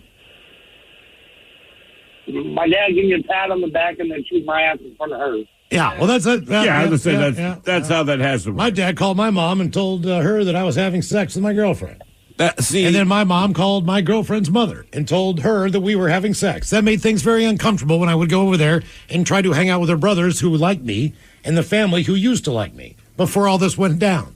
See, as a dad, I would not call the mom because I know how the mom's going to react. Right? She's going to react the way your mom reacted. So, look, I'm not going to tell your mother, just be careful, do your thing. If she finds out on her own, she finds out. But it's not going to come from me. Mm-hmm. That's all, because I understand what's going to happen. And I was saying this last week, your mom finds your porn collection, it is a much different response than when your dad finds your porn collection. Yeah, 100%. Dad's just I get it. I don't know how you're getting the magazines. I don't want to know, because I know you can't just buy them, and you kind of leave it at that. Moms, my God. It's a 20-minute sit down. It's already uncomfortable because all you can think is you're getting on my case, and I understand you're not happy about it. But Mom, you realize the only reason I have these is to masturbate. That's the elephant in the room, and I'm not trying to have that conversation with you, but you're dragging this on. Like, what do you mean, why do I have them? Like, that's the question. But I'm looking at it like, well, I mean, do you want me to say it? Like, why do you have so many? Where did I go wrong? Like, nowhere. I'm a 16-year-old boy. Yeah, but that was with his son. Like, I think if I walked into my daughter's rooms and I found a big stack of porn, I'd be like, I'll be damned. Yeah, I wouldn't. I just would be shocked. I wouldn't even know what to do. I'd be like, that's the damnedest thing I've ever seen. Never heard of this one before. Yeah, my position That'd is, be a new twist on it. I don't care. After a certain age, I don't care. If you were 8, I go like, okay, this is the thing. But right, you're a teenager. Like, why do you have these? Like, do I have to spell this out? You know why, Mom? Because I'm not getting laid. Yeah. So I'm masturbating, pretending that I'm getting laid, and I happen to be having sex with the women in these magazines. My daughter, she was going out with somebody in high school or something, and I can't remember what the comment was, but it was enough to make me go, please, just the same thing. Don't make me a grandfather right now. She's like, Dad, sex is totally natural, and it's something that if you do it safely, it is very enjoyable. And it's very close to between two people. I'm just like, shut the F up. Yeah, I know. Leave me alone. I don't want to hear that from you. I'm trying to eat, man, you know? And then she's it's a very natural. Yeah, I know. You get enough tequila, people get real natural. That's why you're here, dude. That's exactly it. Look, it's... You were not top of mind at the moment I was having sex. You were the afterthought. Right. And I would say as a kid, when you're the kid, it's the same thing, right? Like when I didn't want to hear my dad tell stories, but you kind of go, all right. Right. Yeah. Right? Like, whatever. But like, I don't know. If my mom started going in like, it was romantic and this and that, but like, I don't want to know. I know, as far as I know, you've had sex 3 times. That's what I do in my head. You've had sex twice. We were born. We're done. I know I'm lying to myself, but I don't want to hear any details. As a kid, how did an adult ruin a good time? 206-803-ROCK. Actually, I don't even know if you remember the last time my mother called in. Maybe not last time, but she was talking about finding all my porn magazines. Then unbeknownst to me, she drops this on the air, and she's like, oh, me and your father kept the Hustlers. I'm like, oh, my God. Like, I don't want to know that. Yeah, that was great for Miles, Mike, and myself. Yeah, it was news to me. Yeah, but you don't want to hear that. No, I was like, the Hustlers? Really? Because, that's... Hey, look, it's like the Tom Selleck thing. Oh, your mom having fun? Yeah, like I was a teenager, and just, I can't explain, just the way she said it, I realize now we're just like, gross. Yeah, she wanted to grind guts with him. Right, this isn't like some of the other actors you like. It's like... I don't know how to, like, just the tone was different. I don't want to talk about Tom Selleck in front of you. It is different because when I'm growing up, Farrah Fawcett was all the rage, right? It's 1970, so I could obviously say to my mom, like, yeah, she's super hot. But if I said, and when I saw those nipples on the poster, Mom, she'd be like, okay, shut it, right? You can say, I think she's cute. I think she's hot. To me, that tells you every other thought they have. Once you use the word hot, that poster that everyone had in the room, I had a T-shirt of that when I was 7 years old of a grown woman in a bikini. And parents didn't care? No. Nothing. Not on that? But if I wanted a KISS T-shirt, they lost their mind. Oh, well, because they represented the devil. Farrah Fawcett represented pronounced nipples, while KISS clearly represented Satan. Come on, Miles. That's also another one. I was not a little kid. I was goddamn 19 or 20, right? So I was working as a janitor at the AFL, but sometimes I'd cover for the day shift for those guys. All right. So in retrospect, that woman was probably in her early 30s. She was hot. Like an idiot. I told my mom, I was like, who is that one woman? Blah, blah, blah. Yeah. And the woman was always super nice. But then after a while, she didn't seem to say hi as much. I'm like... You said something. Yeah, and she did.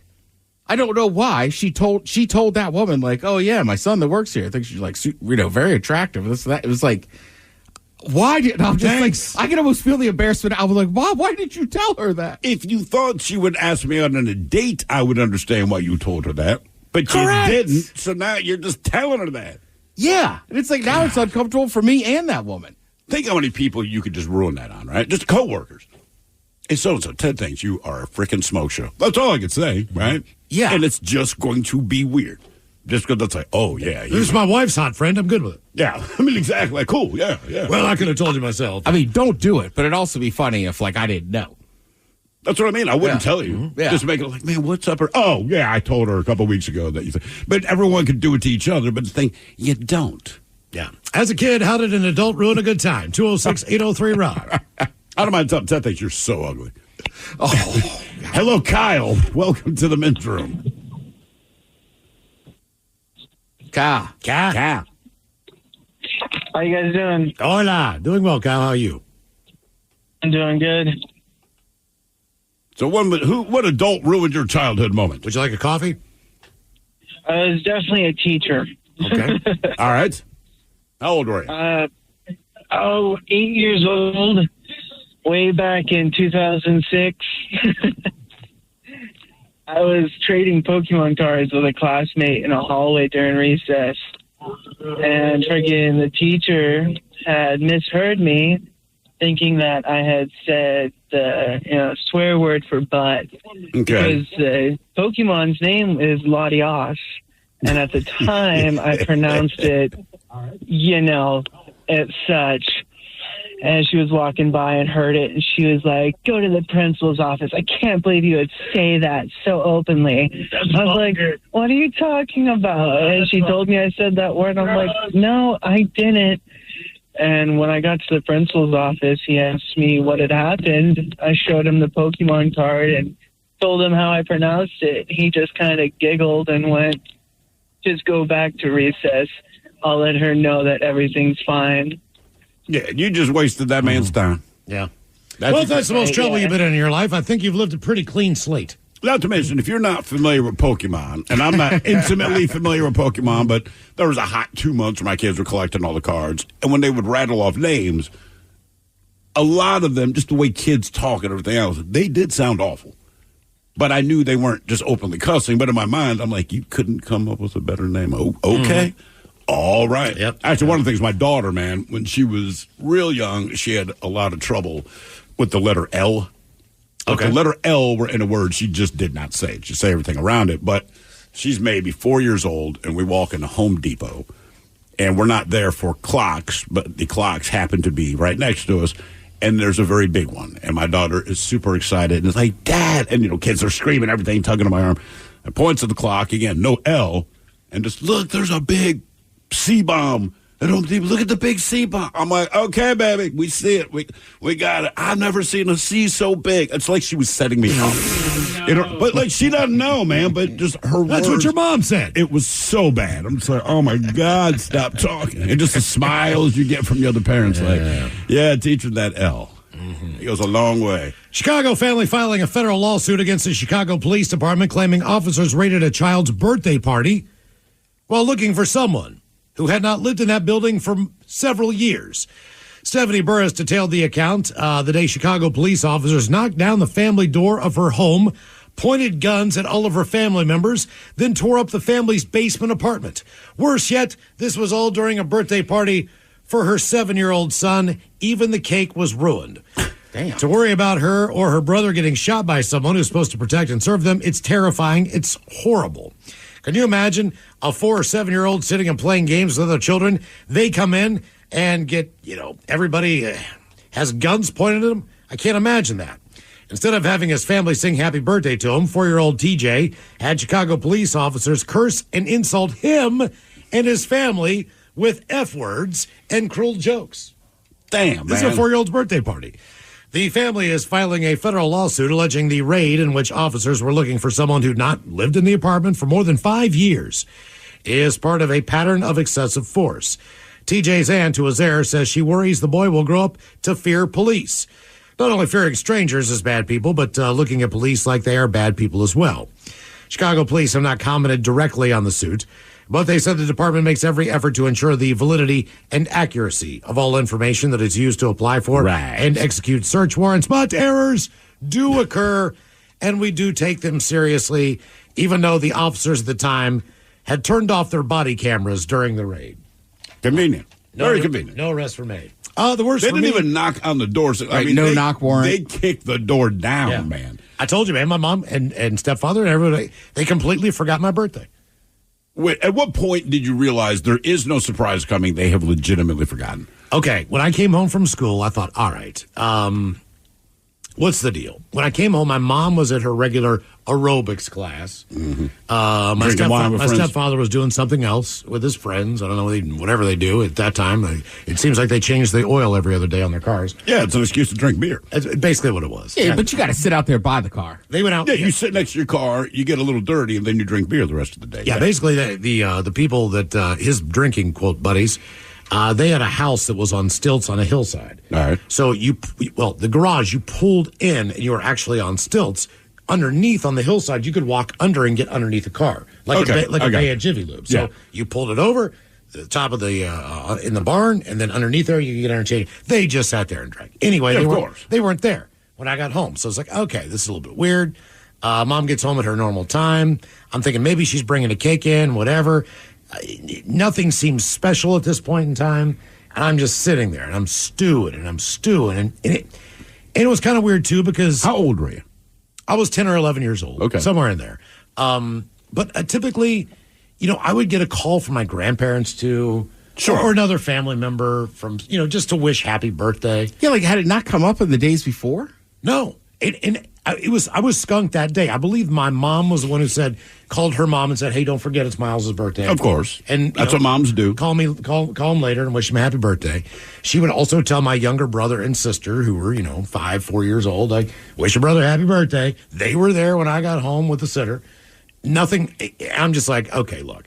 So, and then when they get home, my mom, I'm like, "What are we doing for dinner?" She's like, "Well, leftovers."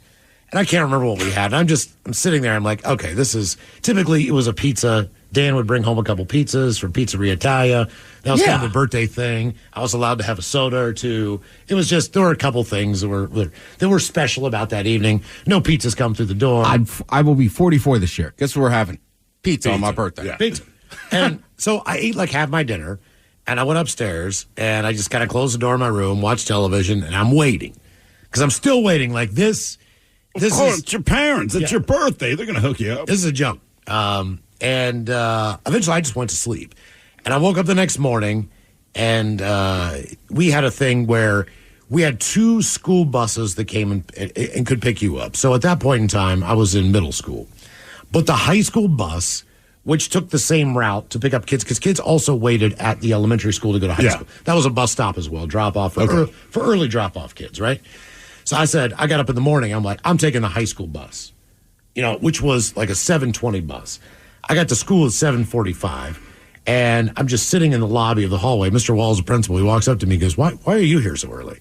And I was like, I'll tell you why, Mr. Walls. I said, my parents forgot my birthday, and I got so mad last night the saddest statement. I just left, and I got here early because I didn't want to be at home because I didn't want to be mean. I think that's what I told him. I didn't want to be mean. He said, they forgot your birthday? I was like, yeah. He's like, oh, that's terrible.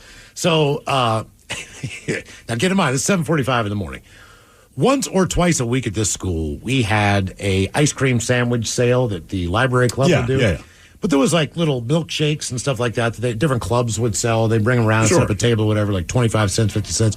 So I'll tell you what I'll do. He said, I'll go get you a couple of ice cream sandwiches. You don't tell anybody. And you have to eat them in there. And then when you're done, you leave the room. And I'll lock it when you're done. So come get me. So I sat in the back of the cafeteria kitchen where the freezer section was in the cafeteria. The cafeteria workers hadn't even got there yet. I ate 2 ice cream sandwiches. It was awesome. I felt a lot better about the situation. Went and told Mr. Walls. He came back and locked the freezer. And that's how I started my next date. So I determined at that point. That's pretty miserable. That I was not going to say anything about my birthday. But I told all my friends. Okay. All right. So one of my friends, Brian, I told him, and he was just like, this is ridiculous. He did not believe me. He did not believe that my parents forgot my birthday. So, but he told his mother, and his mother eventually, like, this is about 4 or 5 days later, when they're going to do something, Marge said to my mom, I can't believe you forgot Miles' birthday.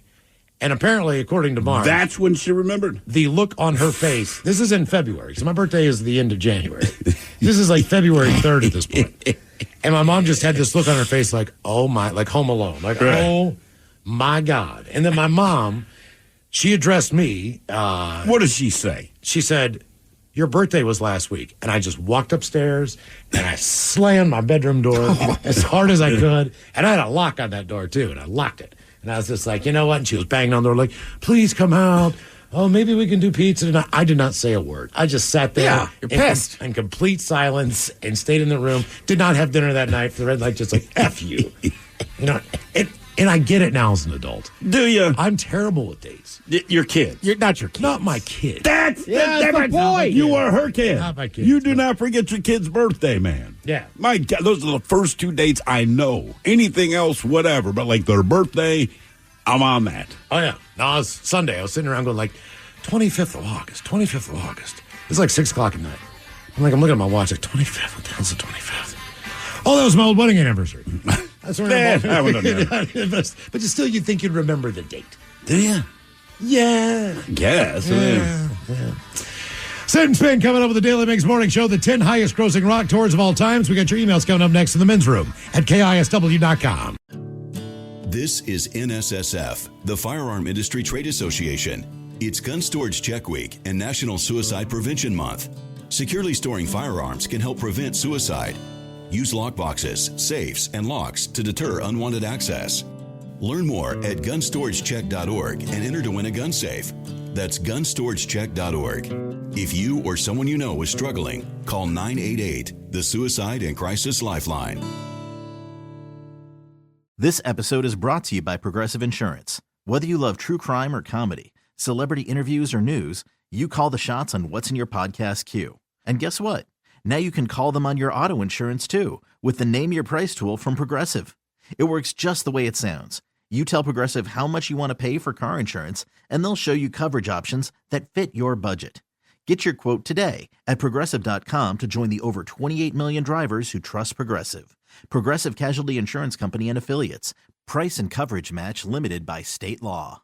It's one thing falling in love with a house, and quite another navigating the world of negotiating, mortgage lenders, and finding the budget that works best for you.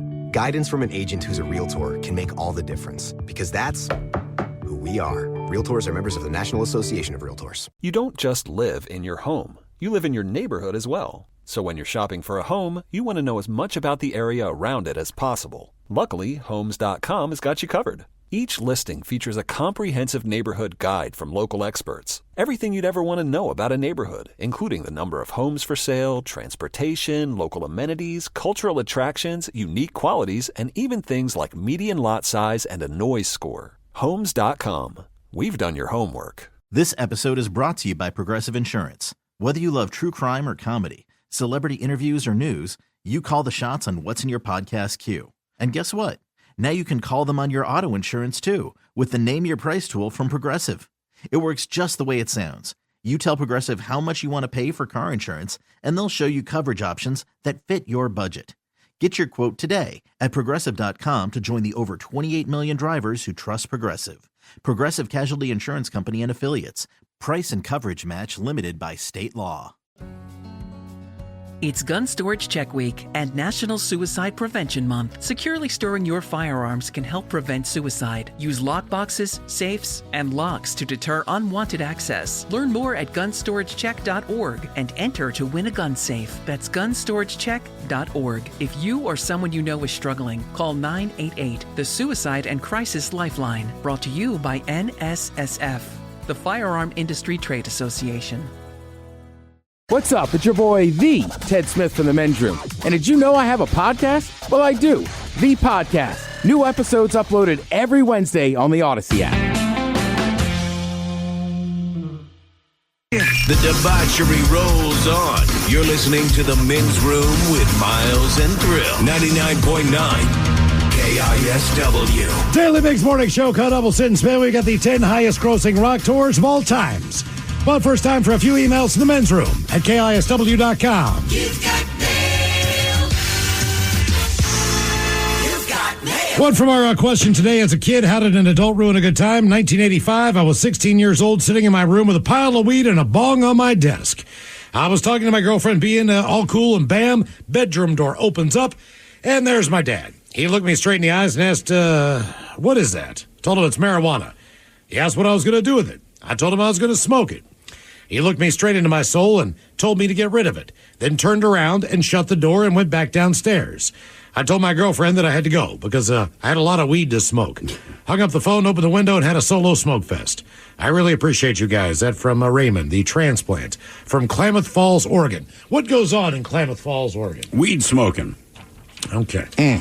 You know, it's funny. I have my story from Klamath Falls. My buddies are on the way to Burning Man, and my other friend he follows him on his iPhone. He can track him. And he's like, yeah, still looks like he's in hell. He was in Klamath Falls? Yeah, they spent the night there. Okay. All right. Hopefully nothing got stolen. On to the birthday shout-outs, guys. Today is my best friend Alex's pronounced Oompa Loompa's 15th birthday. I'm still trying to convince him to listen to the show, so hopefully this will help. How about your penis is too small? Some turtle sex. The Advocate song, Steve. All right. And Mike's tongue twister. Thanks again. That from Lex, the guitar-playing pianist.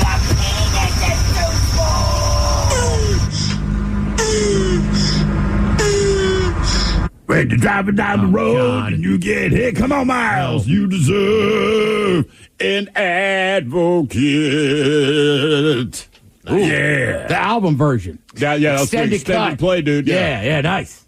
Betty bought her some butter, but she said it's better bitter. If I put it in my batter, it'll make my batter bitter. So she bought a bit of better butter, put it in her bitter batter, made her bitter batter better. So just better Betty bought her a bit of better butter. That's the only time we're ever doing that, by the way. What? One and done. No, man, request it anytime you want. Done. I'm here for the people. No, that was it. I will not read it. Oliver Chola's this birthday shout out. He does have the power. I mean, I could just skip right over that. This birthday shout out for my roommate Colin. For his gift this year, I got him 2 packs of the Uli's Men's Room Beer Brats. Nice. A 6-pack of the bright golden cans of Men's Room IPA from Black Raven Brewing. Your recipe advice last year on the Men's Room Roasted Red Salsa was on point.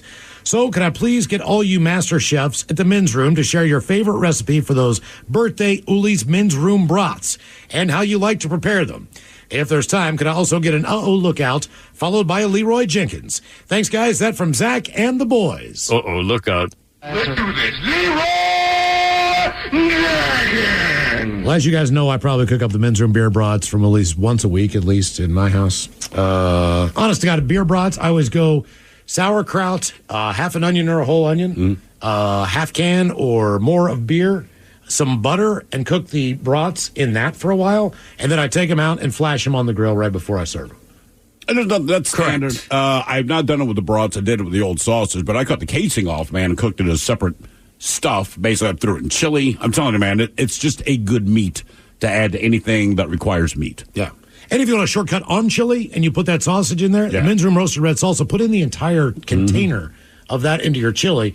Basically, you got all the onions, red pepper, and all the good stuff cut up and already ready to go. And don't be scared to use it in your lasagna. Well, and for the last 2 events, right, 884, my pizza had it on there. That was good. Right. And then I like what they were doing at Mike's Chili Parlor on Saturday. They were kind of butterflying them and just grilling frying them up on the flat top real quick. Yep.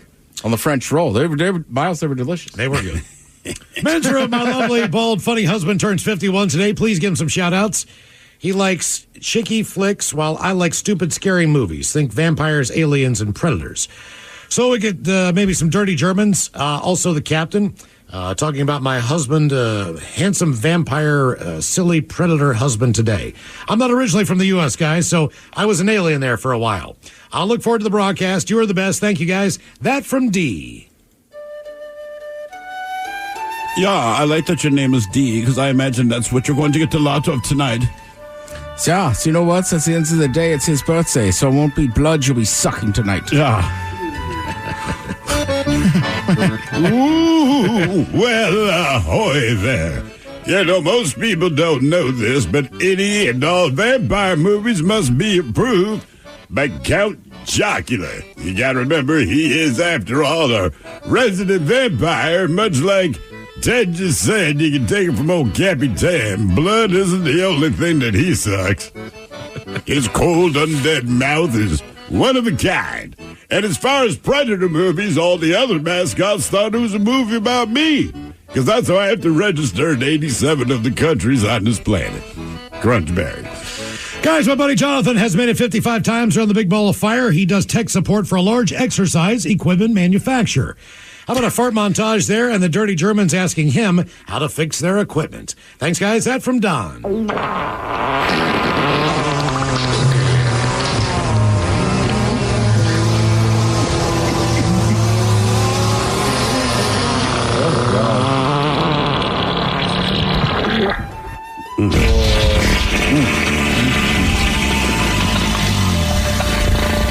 Yeah, this one is quite easy. I can actually give you all of the instructions you need to fix my equipment. It requires warm hands that have been slathered in waffle batter. Yeah, the main thing is with these tech guys is we just need to change the software and so the hardware. Yeah. Hi, guys. It in the IT. Here you go. Happy, happy, happy birthday. Happy, happy, happy birthday. Happy, happy, happy birthday to you, to you, to you. Ya's a Dirty Germans brought to you by Men's Room Original Sausage. Available through Uli's World Famous Sausage, mensroomlive.com, and other fine retailers. Schweinefleisch.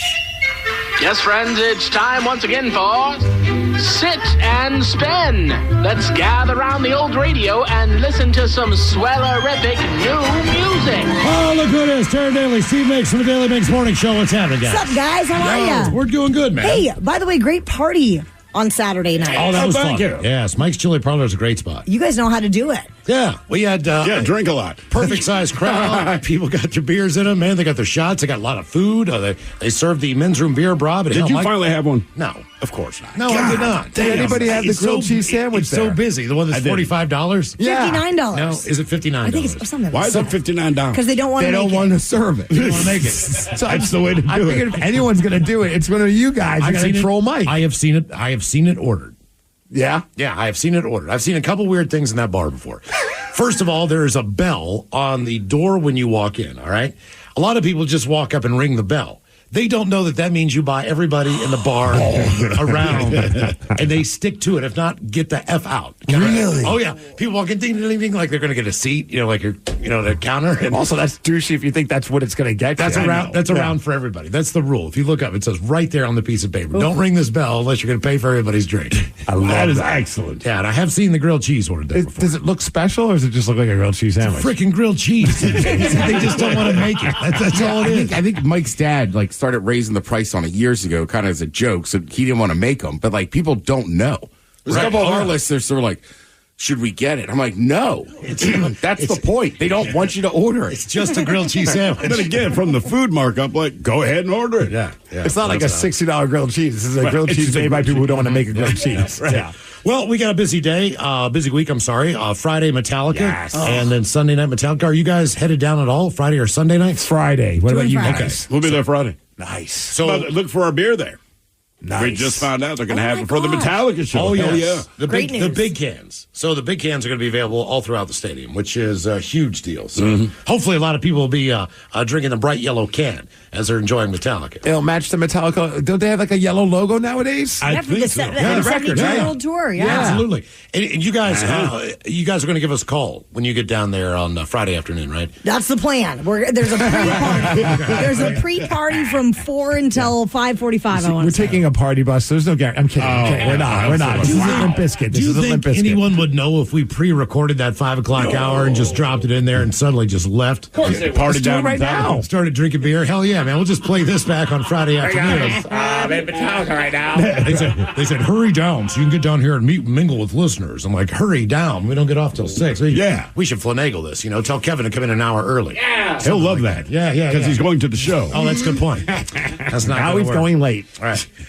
So I guess in honor of all the concerts going on, Taryn, you've got some of the highest grossing rock tours of all times. Big money. Okay. Big money. Does this go back is this within 10 years or is this just forever? I think it's forever. Okay. All right. So I guarantee we will argue over whether or not bands are rock or not. You know that's going to happen. It's going to get heated. Okay.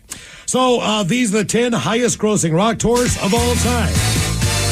Number 10.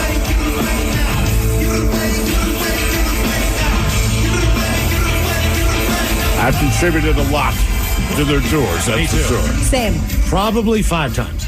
At least. Speaking of when they were on stage at Lollapalooza, you can't forget those, and then just seeing them, on their own. That's on the old Key Arena. That's where all the light bulbs came down. Do you guys remember that show? Oh, yeah. Yeah, that was crazy. That was a great show. I've seen them with light bulbs on their head. I've seen them on mushrooms, which was a terrible idea. Didn't you guys get to interview Chad Smith backstage one time? Yeah, he was Chad awesome. Yeah, he is. He's really good. Yeah, I was there watching the show, and this couple was right next to me, and the girl started grinding on me, and I didn't know what to do, so I just left. So That is a little odd. Yeah. So Chad Smith, he plays in Hagar's band as well, right? Yeah, Chickenfoot. Chickenfoot.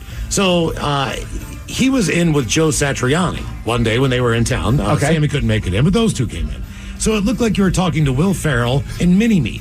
Yeah, basically. It didn't even seem like you're talking to the members of the band. You're like, wow, this is weird. Satriani looked like Howie Mandel to me.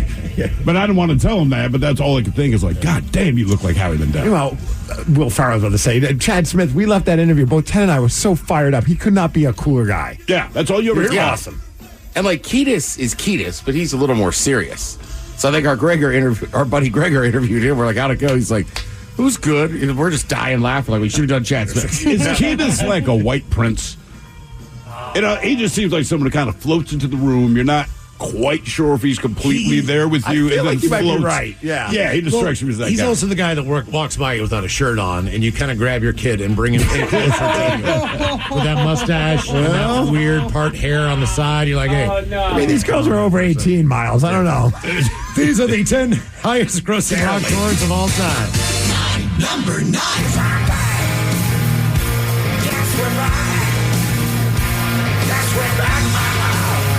Yeah.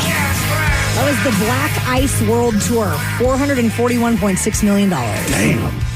And anyone that's driven over black ice said that was a real bad idea to name it. Oh, my God. Still my favorite story when I told my mom. One time I hit some black ice driving to work, spun my minivan at the time several times, crashed into a barrier, told this whole story to my mom. She's like, well, are they okay? I'm like, who? I'm fine. She goes, the black guys that you hit. Oh, the black guys. Black guys. I just like glossed over the fact I hit like a bunch of dudes on the freeway. I think I'd be calling you from prison. Yeah, Mom, they're fine. Ice, Mom. The black guys. They're fine, Mom. Don't worry. These are the 10 highest grossing rock tours of all time. Jeez. Number 8. Don't need no education. Now, Taryn, it seems like a show you would have gone to. Roger Waters' The Wall Live. Yes. I've never seen any iteration of anyone in Pink Floyd. So ever. this is not Pink Floyd, but Roger Waters. Roger Waters, The Wall Live, $459 million. How do you feel if you're a member of Pink Floyd? Like, wait a minute. Roger, you went out and just played our stuff, and you made all the money. Because usually when people do that, they do casinos. Right, typically at that point, right? Well, you talk about the argument of rock. When Pink Floyd came out, some did argue that this was not rock. I can as far see as that the critical thing, I was like, it was more art kind of rock, but it If wasn't. Pink Floyd came out now, there's no chance we play them on this station, right? We would never get this band. And look, I like Pink Floyd, but I'm saying it is impossible that this station would play them if they came out now. They basically got grandfathered in. These are the 10 highest grossing rock tours of all time. Number 7.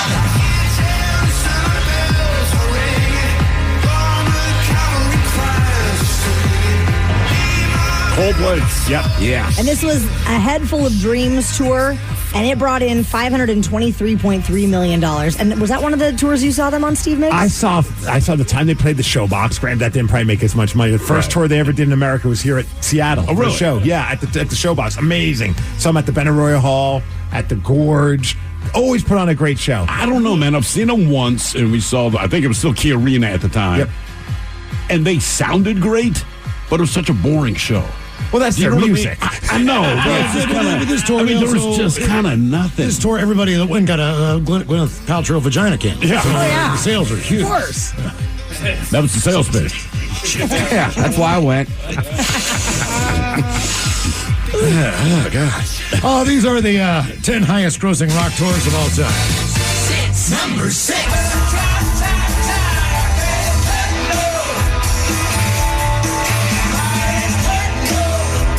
You knew they had to be on the list. The No Filter tour brought in $546.5 million. Was that the last tour? one? The last one was the Hackney Diamonds tour. Okay, I thought they were great. They were awesome. And they're I'm with probably still on the road, so they It haven't shocked me how good they were. count up all the numbers. Because I saw Literally- them once, like 13 years ago. I wasn't that impressed. This time, I was like, Jesus Oh, Christ. it's better? Yes. When they, Mick Jagger just recently posted at the close of the Hackney Diamonds tour, like, see you soon or something like that. Yeah. So it doesn't sound like he's even interested in slowing down. I don't think this was the retirement tour. I was going to say, do they do a farewell tour or do they just die? I think it might be the they latter. just die. I really I'm do. trying to get my mom to exercise. Just take a walk around the block. I always just put on a Mick Jagger video and go like, he is 6 years older than you. This guy, can you walk around the block? Do you mean, can I get you a dog? How do we make this happen? These are the 10 highest grossing rock tours of all time. Number 5. Let me please introduce myself. And there they are again. Wow. All right. I'd have to think they're all rich. A Bigger Bang tour, $558 million. It was. So together, $1 billion right there. It's crazy. Yeah. 2 tours, $1 billion. Mick Jagger used to have a home on top of the hill in Ocho Rios in Jamaica. And you could just walk by. Barbra Streisand was next door. Now, they did have a big wall fence, right? This is a bit, bizarre, right? But you could just, it's a regular road. I mean, Ocho Rios, there's no gated communities. Right. You know, you just walk over and look in and all right, that's where Mick Jagger lives, I guess, when he's here. Do you think Barbra Streisand at any point walks over like a package, says, Mick, I think this was for you? Like, I just you know they fogged it up there. Both of them just getting high as kites. Oh, yeah. I got your mail again, Mick. These are the 10 What's highest. with the discreet packaging? And the wrapped in bounty. All right. These are the 10 highest grossing rock stores of all time. Number 4.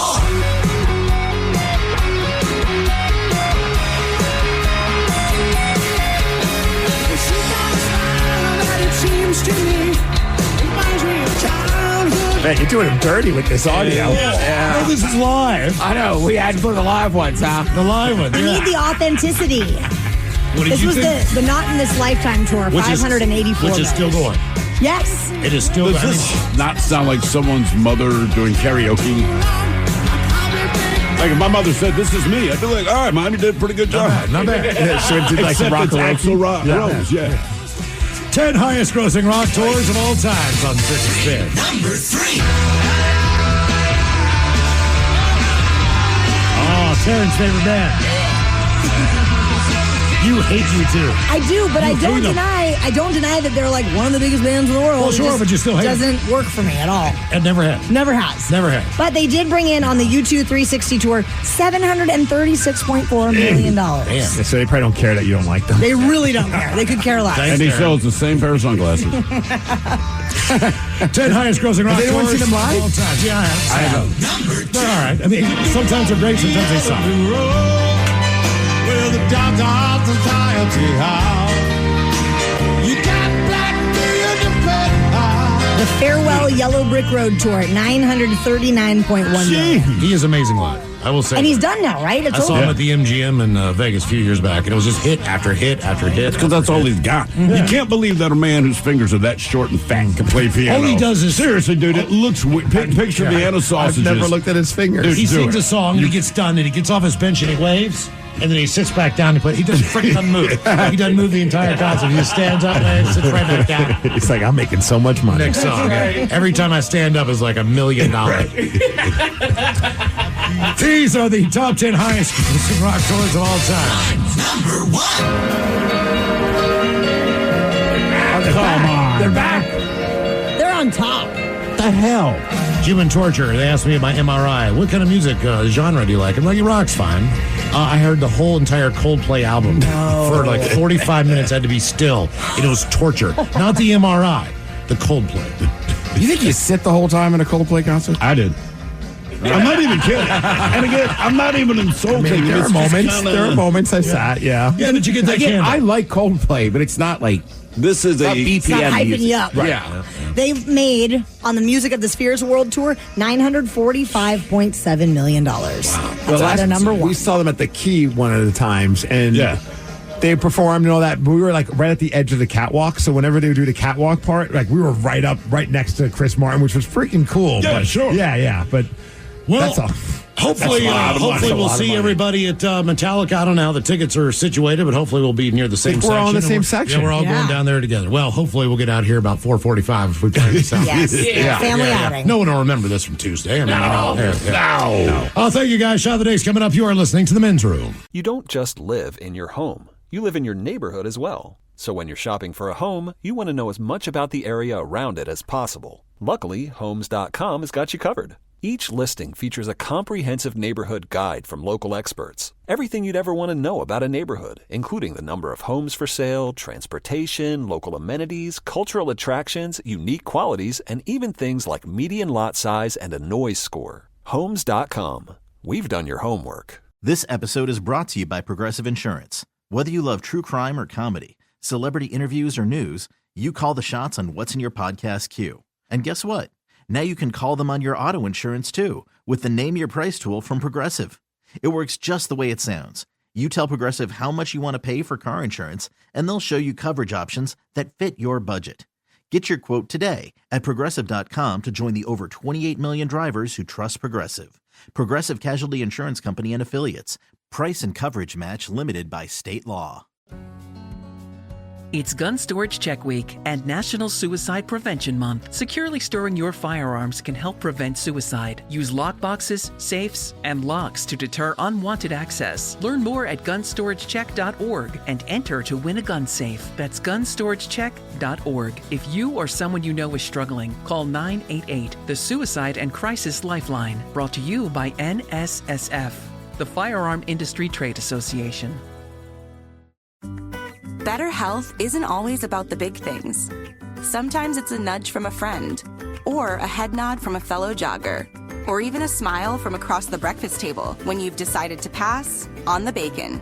It's the little things that lead to better health, and Regence is here as a partner, opening doors to the care you need, no matter the size, because it all adds up to something big, a healthier you. Regence Blue Shield. Together we health. 99.9 KISW. The shenanigans continue. This is the Men's Room with Miles and Thrill. All right, so coming up in minutes, we'll drink and toast for the shot of the day. And we do have your headlines coming up at 5:50. But first, quick check-in with Mike Hawk and some of the stories and headlines he is not working on. Well, thank you, Miles. Teenagers in Hong Kong are told to play badminton to master their sexual desires. Yeah, that'll help. Yeah. I was reading that this morning. I'm not sure what the connection is, but that's the new rule. It's the same thing like graham crackers.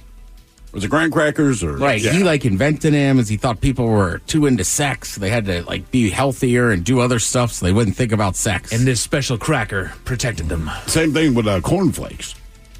Yeah. Supposed to take your mind off of sex. That's I right. don't know what the connection between graham crackers, cornflakes, and badminton is with sex. I but can get the badminton part of it because it's you're kind of physically doing something. right, kind of like the idle hands or devil's plaything sort of a thing. So it's like when you occupy your mind, you get out there and Sure. exert yourself, and Well, you're smacking a shuttlecock. Yeah. exactly. Yeah, it's right there. So every time you watch kids play badminton in Hong Kong, just know they're thinking about sex. They want to have And sex. if you with watch each them other. anywhere else in the world, they're doing the same. And they were given this pamphlet that basically told them to pursue badminton instead of having sex with each other, among other things. Badminton's too easy to accomplish. I did it. Sorry. If sex presents itself, nah, I'm going to go ahead and have sex. Experts say it's a good time to buy a cottage in Canada. Is there ever a bad time? Okay, for real. Is there ever a bad time to buy a cottage? Cottage in Canada. Yeah. Hey, you know what? Them prices, they're right on down. Get you a hell of a deal. And is it just anywhere in Canada? It's what it says. It says Canada. Cottage in Canada.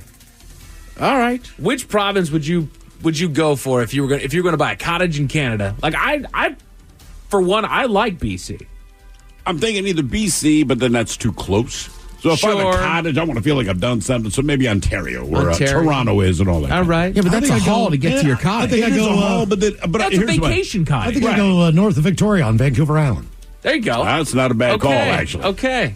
Ted, what are you thinking out there, bud? I mean, according to this, it's just a good time. I think Yes. I'll get one in downtown Vancouver, Canada. Oh, good call, dude. I mean, if it's that easy. I guess the prices have dropped or something. It's a city cottage. Yeah. Ted, I know that you've already got your tickets, buddy, but the 16th annual Gravy Wrestling Festival just kicked off in Lancashire. I got to look it up, but Are you not participating this year? it's not this year, but Okay. it sounds fun.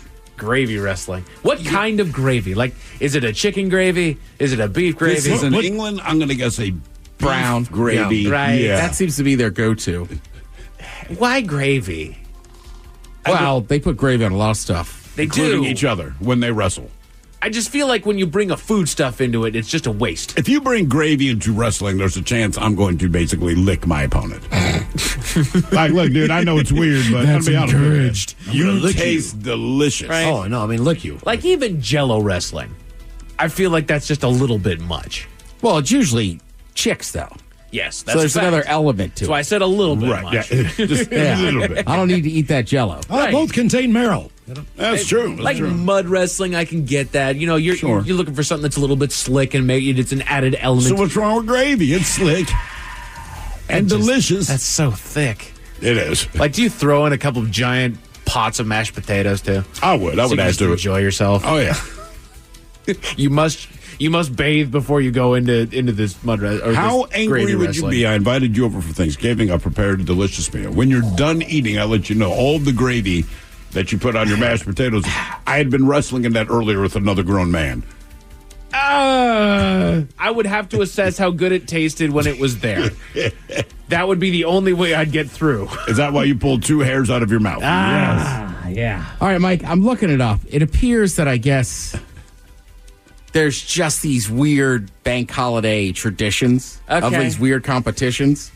Right. So this one started at a pub. There's also like a soccer match where they're like in like a tiny little river, it almost looks like. Okay. Yeah, so I don't know. Maybe it's just like an English thing we just don't fathom. We've got a surplus of gravy. So we thought, hey, You want to wrestle?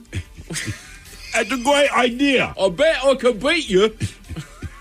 Yeah, how did that come up the first time? 2 guys got loaded and was like, let's just wrestle in the gravy. Well, it started in gravy, I'd kick your ass. It started at a pub, so I imagine it's like, Yeah. all right, well, we'll cover you in gravy. Then Let's go out back, fellas. Because in I got Turkey, gravy in the back. yeah, in Turkey they have like these Oil, famous. Oh, right, but that's not like a playing around thing or. They've been doing that for centuries. I mean, like, it's, Correct. Yeah. it's not like their official country sport or something. It might be, and it's like you got to pick the dude up by his trousers. Oh. That's a serious Give thing. him like a over there, wedgie? man. It's like you pick him up and kind of get him out. Yeah. It's a whole thing, but I don't like. Yeah, it doesn't seem as fun as like gravy or Jell-O wrestling. Yeah. Yeah, they take it seriously. Like, no one's taking gravy wrestling serious. Miles, what day is it, buddy? It is Tuesday, August the 27th. You're right. It's National Just Because Day. And just because it's Just Because Day, there's a handful of things. We're throwing caution to the wind, guys. And I'm going to help you. The Men's Room Top 10. The Men's Room Top 10. 10 things you can decide to do just because. I'm all for adventure and throwing caution to the wind and living in the moment and carpe diem, seize the day and all that crap. And I'm not poo-pooing the idea of doing something just because. But that's like buying a bouquet of flowers for your significant other. Good call, just because. It's not, I quit my job and I'm going to go live in the woods. What could possibly go wrong? Why did I do it? Just because. In fact, I could beat someone to death with a toy poodle, but when the judge asks me why, I don't think he's going to be satisfied with just because. Well, he will be today.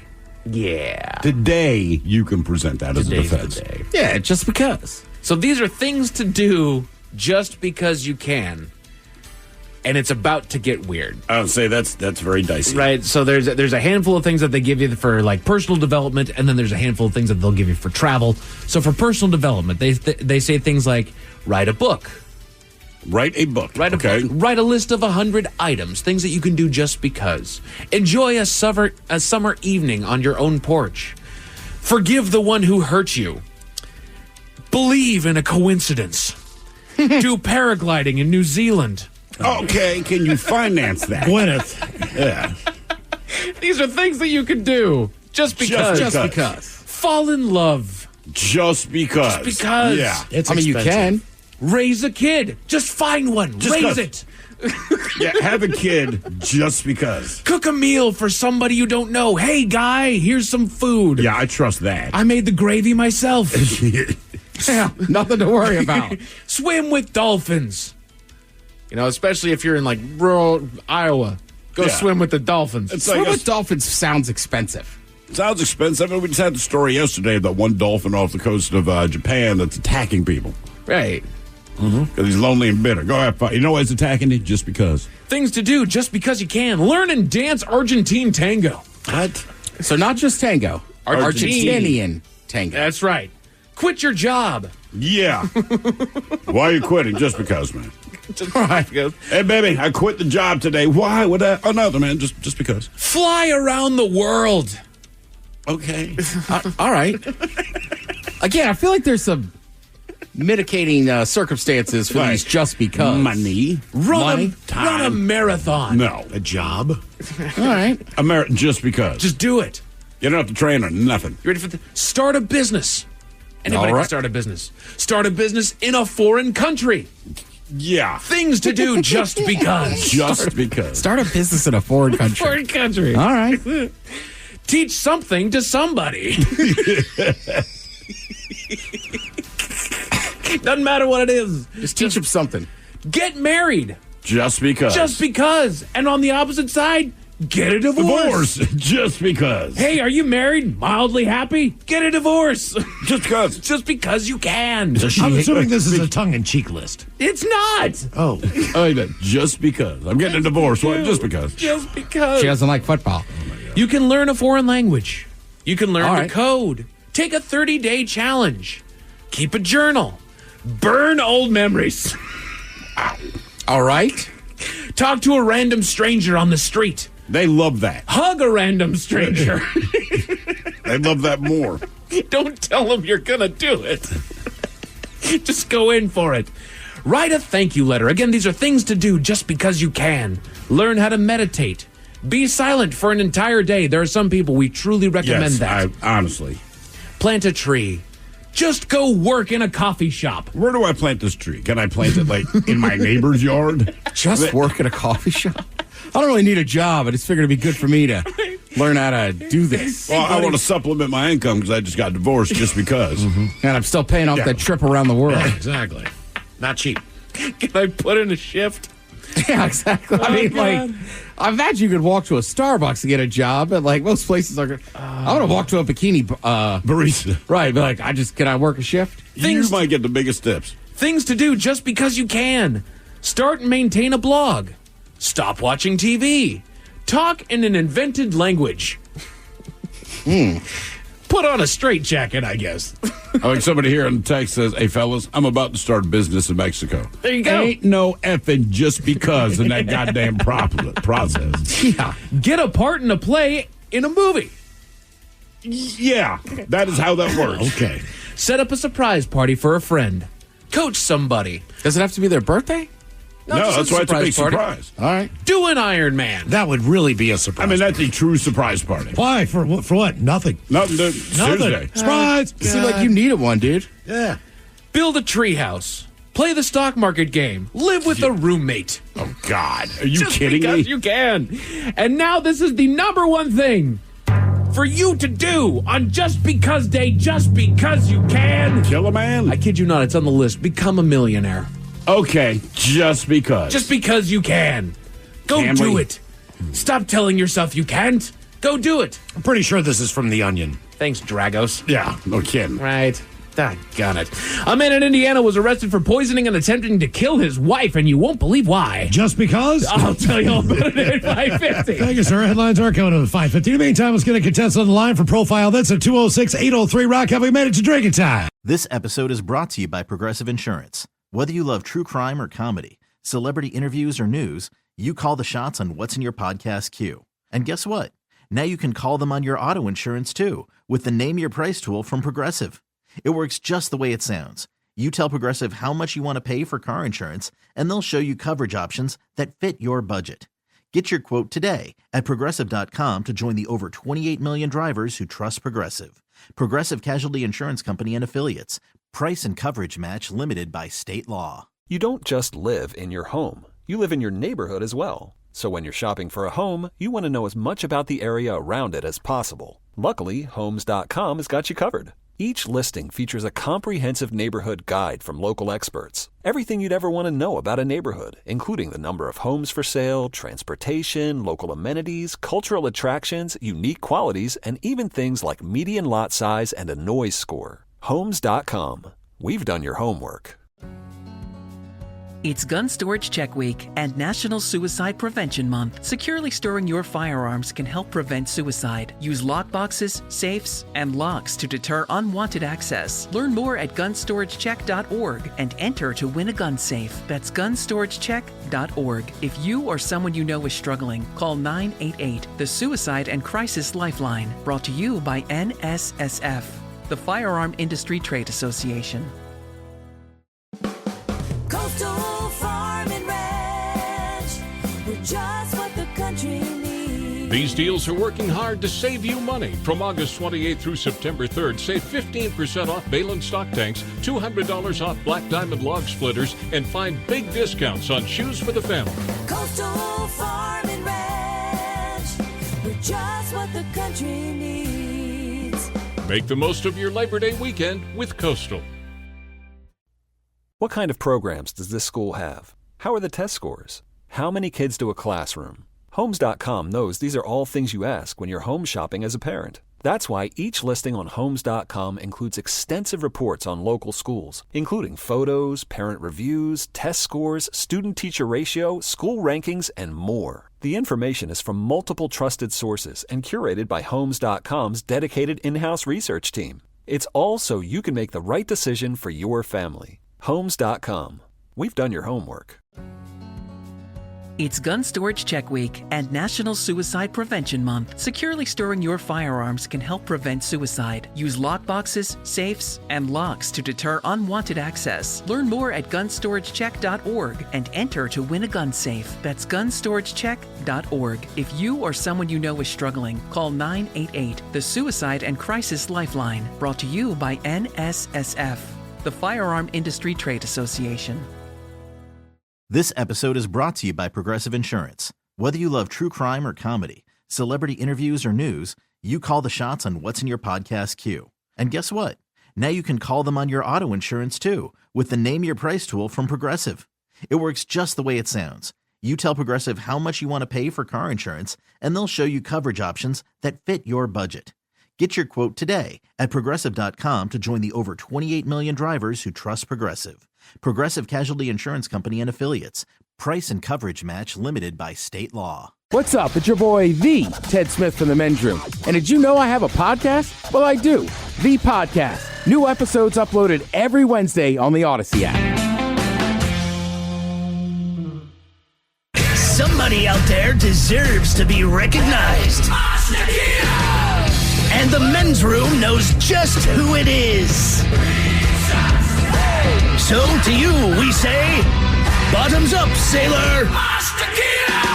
You're the toast of our shot of the day. Drink time it is, and as usual, we head to the drink desk and Steve at Thrill Hill to find out who we're toasting. Yes, indeed. And today we toast the Brenna Premier Dealer. That's a store in San Francisco. Now, you might remember yesterday's shot of the day. There's a trampoline park that closed due to financial issues, whatever. And the former employees went to pick up their last paycheck, and their last paycheck from the trampoline park, well, they bounced. It's just a coincidence. Well, today we have this Brenna Premier Dealer store in San Francisco. Well, on Monday, someone smashed a rock through the store's front window, and, of course, they decided to steal as much crap as they possibly could. This has happened on Monday. Now, keep in mind, this exact same store was broken into on August 20th, only 6 days before that. That time, at least 5 people got away with about $8,000 worth of merchandise in that burglary. They have security camera footage that shows people just taking items from the store, leaving through the smashed window. So this is twice in 1 week that the store has been targeted and successfully robbed. But the reason we're toasting them is because the Brenna Premier Dealer, it sells self-defense weapons. Just saying. Maybe you have a security guard there. You got everything you need to thwart a burglary except someone there to actually use the weapons that you sell to people to defend themselves. Twice in 1 week. And once last year. Yeah, once last year. I guess if nobody's in there. That's what I mean. I would hire a security guard and be like, look, dude, everything we got in here, use that. But come on. So we pour this booze and we drink this booze because we think it's yummy. Yummy! So over the tongue and down the throat to party in our tummies. Down the hola bichola. The Men's Room presents Profile This. And Stephen throw hook to police everyone how Profile This is played. Sure can, Miles. It's a simple game where we share with you a real-life news story. Something that happened right here on planet Earth. Earth. And as you listen to the story, based on the stereotypes you believe to be true of people and the decisions that people make, we'll ask you what it is you think makes a story a story. Hello, Willie. Welcome to the Men's Room. Hola, gents. Hola. All right, Willie, you understand how this here game is played? I sure do, Thrill. It's a simple game. It is a simple game. Well, the good news is you have your choice of one of three categories. Today, we offer you Hit Me With Your Best Shot, where you guess the unconventional weapon that someone chose to use as a weapon. Animalize This, where you guess the animal responsible for causing the problem. Or our brand new category that we call Seriously, where you guess the petty conflict that led to extreme violence. I think I'm going to go seriously. I'm as mad as hell. I'm not going to take this anymore. As the story goes, when police arrived at the residence, evidence of a ravioli attack were splattered on the victim. And the latest food attack plaguing the United States, a 21-year-old woman, angry about something, she was arrested on a ravioli a la battery charge. Cops say that Nakia Davis, she got mad at her blood-related sister after the victim did something to upset her. Now, the angry sister, according to the cops, retaliated by throwing a plate of raviolis at her sibling. When a police officer arrived at the property, they say the victim still had sauce from the ravioli on her. Now, Davis admitted to the ravioli throwing, which was witnessed by the victim's boyfriend, charged with domestic battery, which is a misdemeanor. Davis spent a night in jail before being released, and the judges ordered her to have no contact with the sister. The arrest report does not indicate what kind of ravioli was used, or was used in the alleged attack, or whether the pasta was coated in a tomato, pesto cheese, or butter-based Was it a topping. cheese or a meat ravioli? So don't ask. That is why I'm covering that. I did look. All right. However, a question that you do need to ask is, what did the one sister do to get ravioli thrown at and on her? Did she not share her own food? Did she tell her sister that her cooking sucks? Did she insult her sister's child, or did she call her sister a bitch? So again, did she not share her food with her sister? Did she tell her sister that her cooking sucks? Did she insult her sister's child, or did she call her sister a bitch?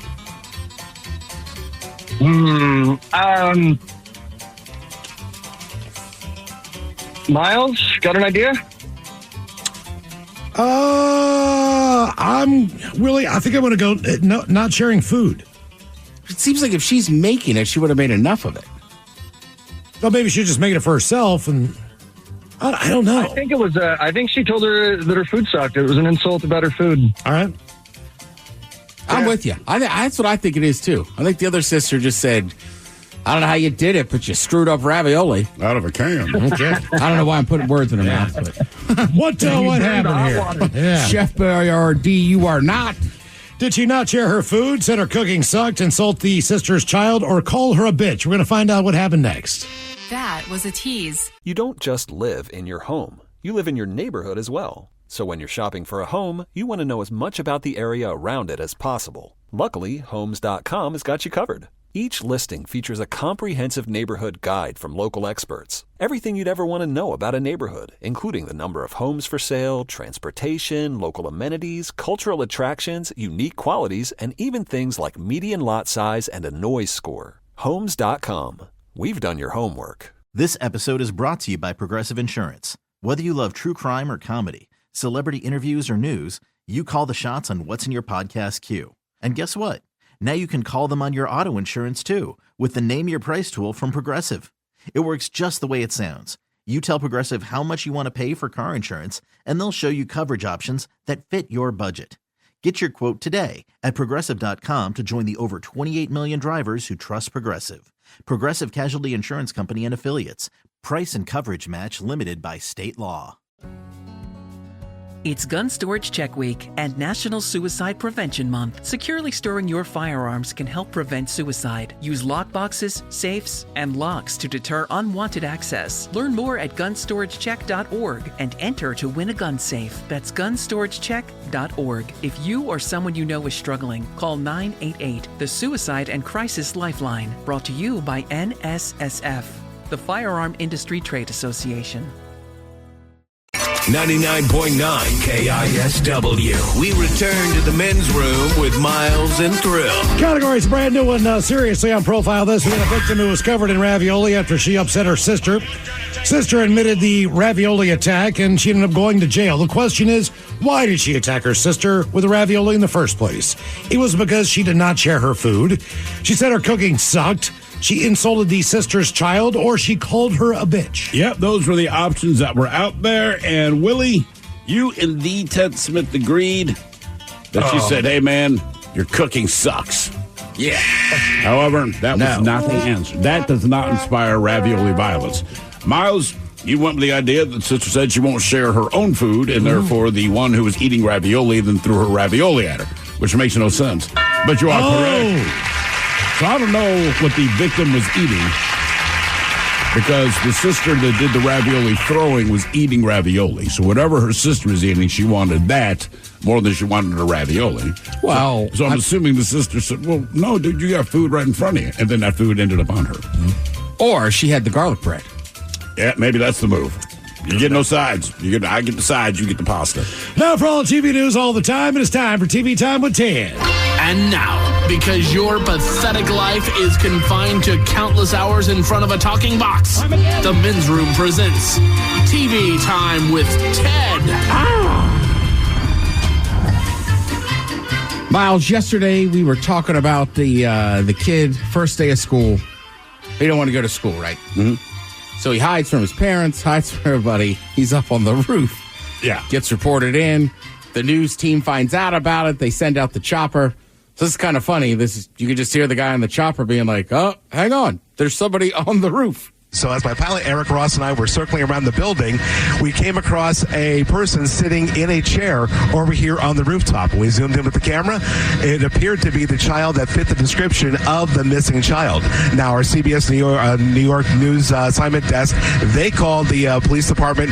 They sent officers from the 61st Precinct up to the rooftop, and sure enough, they found the child sitting in the chair.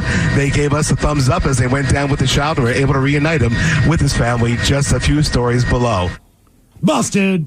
And 9 years old, right? So it's like, what, third, fourth grade? Yeah, third or fourth grade. That's a bold move. I mean, I get it, but man, don't sit on the roof. Don't play hooky in New York. And also, at least show up at school. Mm-hmm. Like, bail out after you get there. Because the problem was the school called to say, like, your kid never made it. Because he's 9. So they pay more attention to that. Yeah, and look, I get it, right? I mean, I can remember so many days using the bathroom in my grade school, like elementary school, and I'd look at those double doors, and I was like, "Oh yeah, what if I just walked right? Like I could just walk out, right? Which is weird, but it's like I could. But now I get it as an adult. Like, right? If I had just left school in the middle of the day, there probably would have been an emergency. Absolutely, absolutely. But you don't think about all that when you're a kid. Now I was going to go across the street to the library, got to find that book. Let's see. This won't shock anybody. Carrie Underwood, she's back for Sunday Night Football. How many years has she been doing it now? Right, because it was Faith Hill. Oh, that's right. And then Faith Hill was doing it. I feel like it's the same song. They just kind of redo it a little bit. Right. And then, Carrie Underwood got that gig. I mean, I don't know. Maybe they were just like, Faith Hill's too old. Get us a younger, blonder. Right. Which Mike and I both know means they should probably swap out Carrie Underwood with Megan Maroney. Looks like she's been doing it since 2013. Okay. All right, yeah, she's been doing it for a while. Also, one of the most successful people ever off American Idol. American Idol, right, when you talk about Carrie Underwood. And also, look, I mean, that is the national game of the week. We talk about it every year. Like, Monday Night Football is still Monday Night Football, but technically, right, almost everybody has ESPN, but it's on cable. Sure. Whereas it used to be the other way around. Sunday Night Football was always on ESPN, and then you got Monday Night Football for everybody. So that's why I do think Sunday Night Football might be the biggest game of the week. That's right, NBC, right? Correct, NBC. Okay. And there'll be a test, Miles, after the first Sunday Night Football game of the year for you. Can you name all the dudes on that show? Or just, right? Because there's 3 of them at the main desk in the studio. Right. Then they'll throw it to that side desk, and, there's a couple guys over there. Then you got to go to the field where people are covering it. You got to talk to Michelle DeFoya, who's probably going to be down there on the ground. I don't know if she's still doing it. It's just it seems like there's 9 people on that broadcast. Right. Oh, yeah. Oh, right. Just a lot of people. And not to mention the, after the regular game, back to the studio, highlights and setting all that stuff up.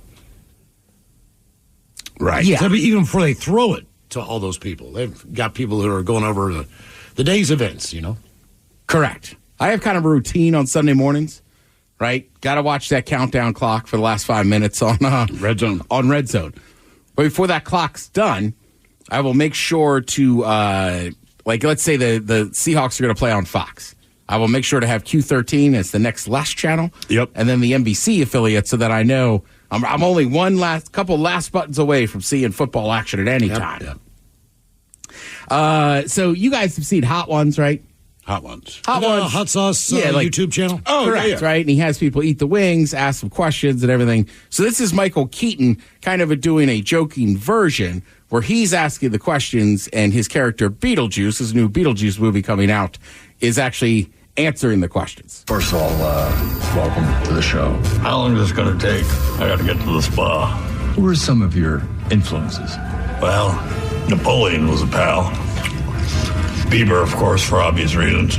Caligula was a wild man. I'm not going to say that. How are the ribs, by the way? So it's eerily reminiscent of a guy I ate in Seattle. I got a question for you. Who the hell are you? I just thought it was funny. He name dropped Seattle. Yeah. Guy in Seattle. Obviously, people have heard about the new NBA contracts. They've switched networks and everything. So a big discussion point was even at the end of last season, Charles Barkley kept saying, look, I'm not going over there, blah, blah, blah. Obviously, like most people were like, well, they're going to throw so much money at him. So he's come out and done some interviews and talked about it. He said he left almost $100 million on the table. Yeah. But I like his reasoning, too, because he's like, well, look, if me and Ernie leave, then there's nobody here. I still have a year on my contract. So he's like, at least if I stay, we'll figure out something. And the other people that work on these shows, because you forget, when you watch Inside the NBA, I'm going to go out on a limb and say between studio people on site and stuff, you're still talking at least 20 to 30 people working on that broadcast. Easily. So I kind of respect that Barkley's like, look, I got a ton of money. I'll make more money. But, I'm staying here so the people that, he doesn't employ them, but, they work on my stuff. Right. They could continue to get salaries and still have at least one more year before they figure out what they're going to do.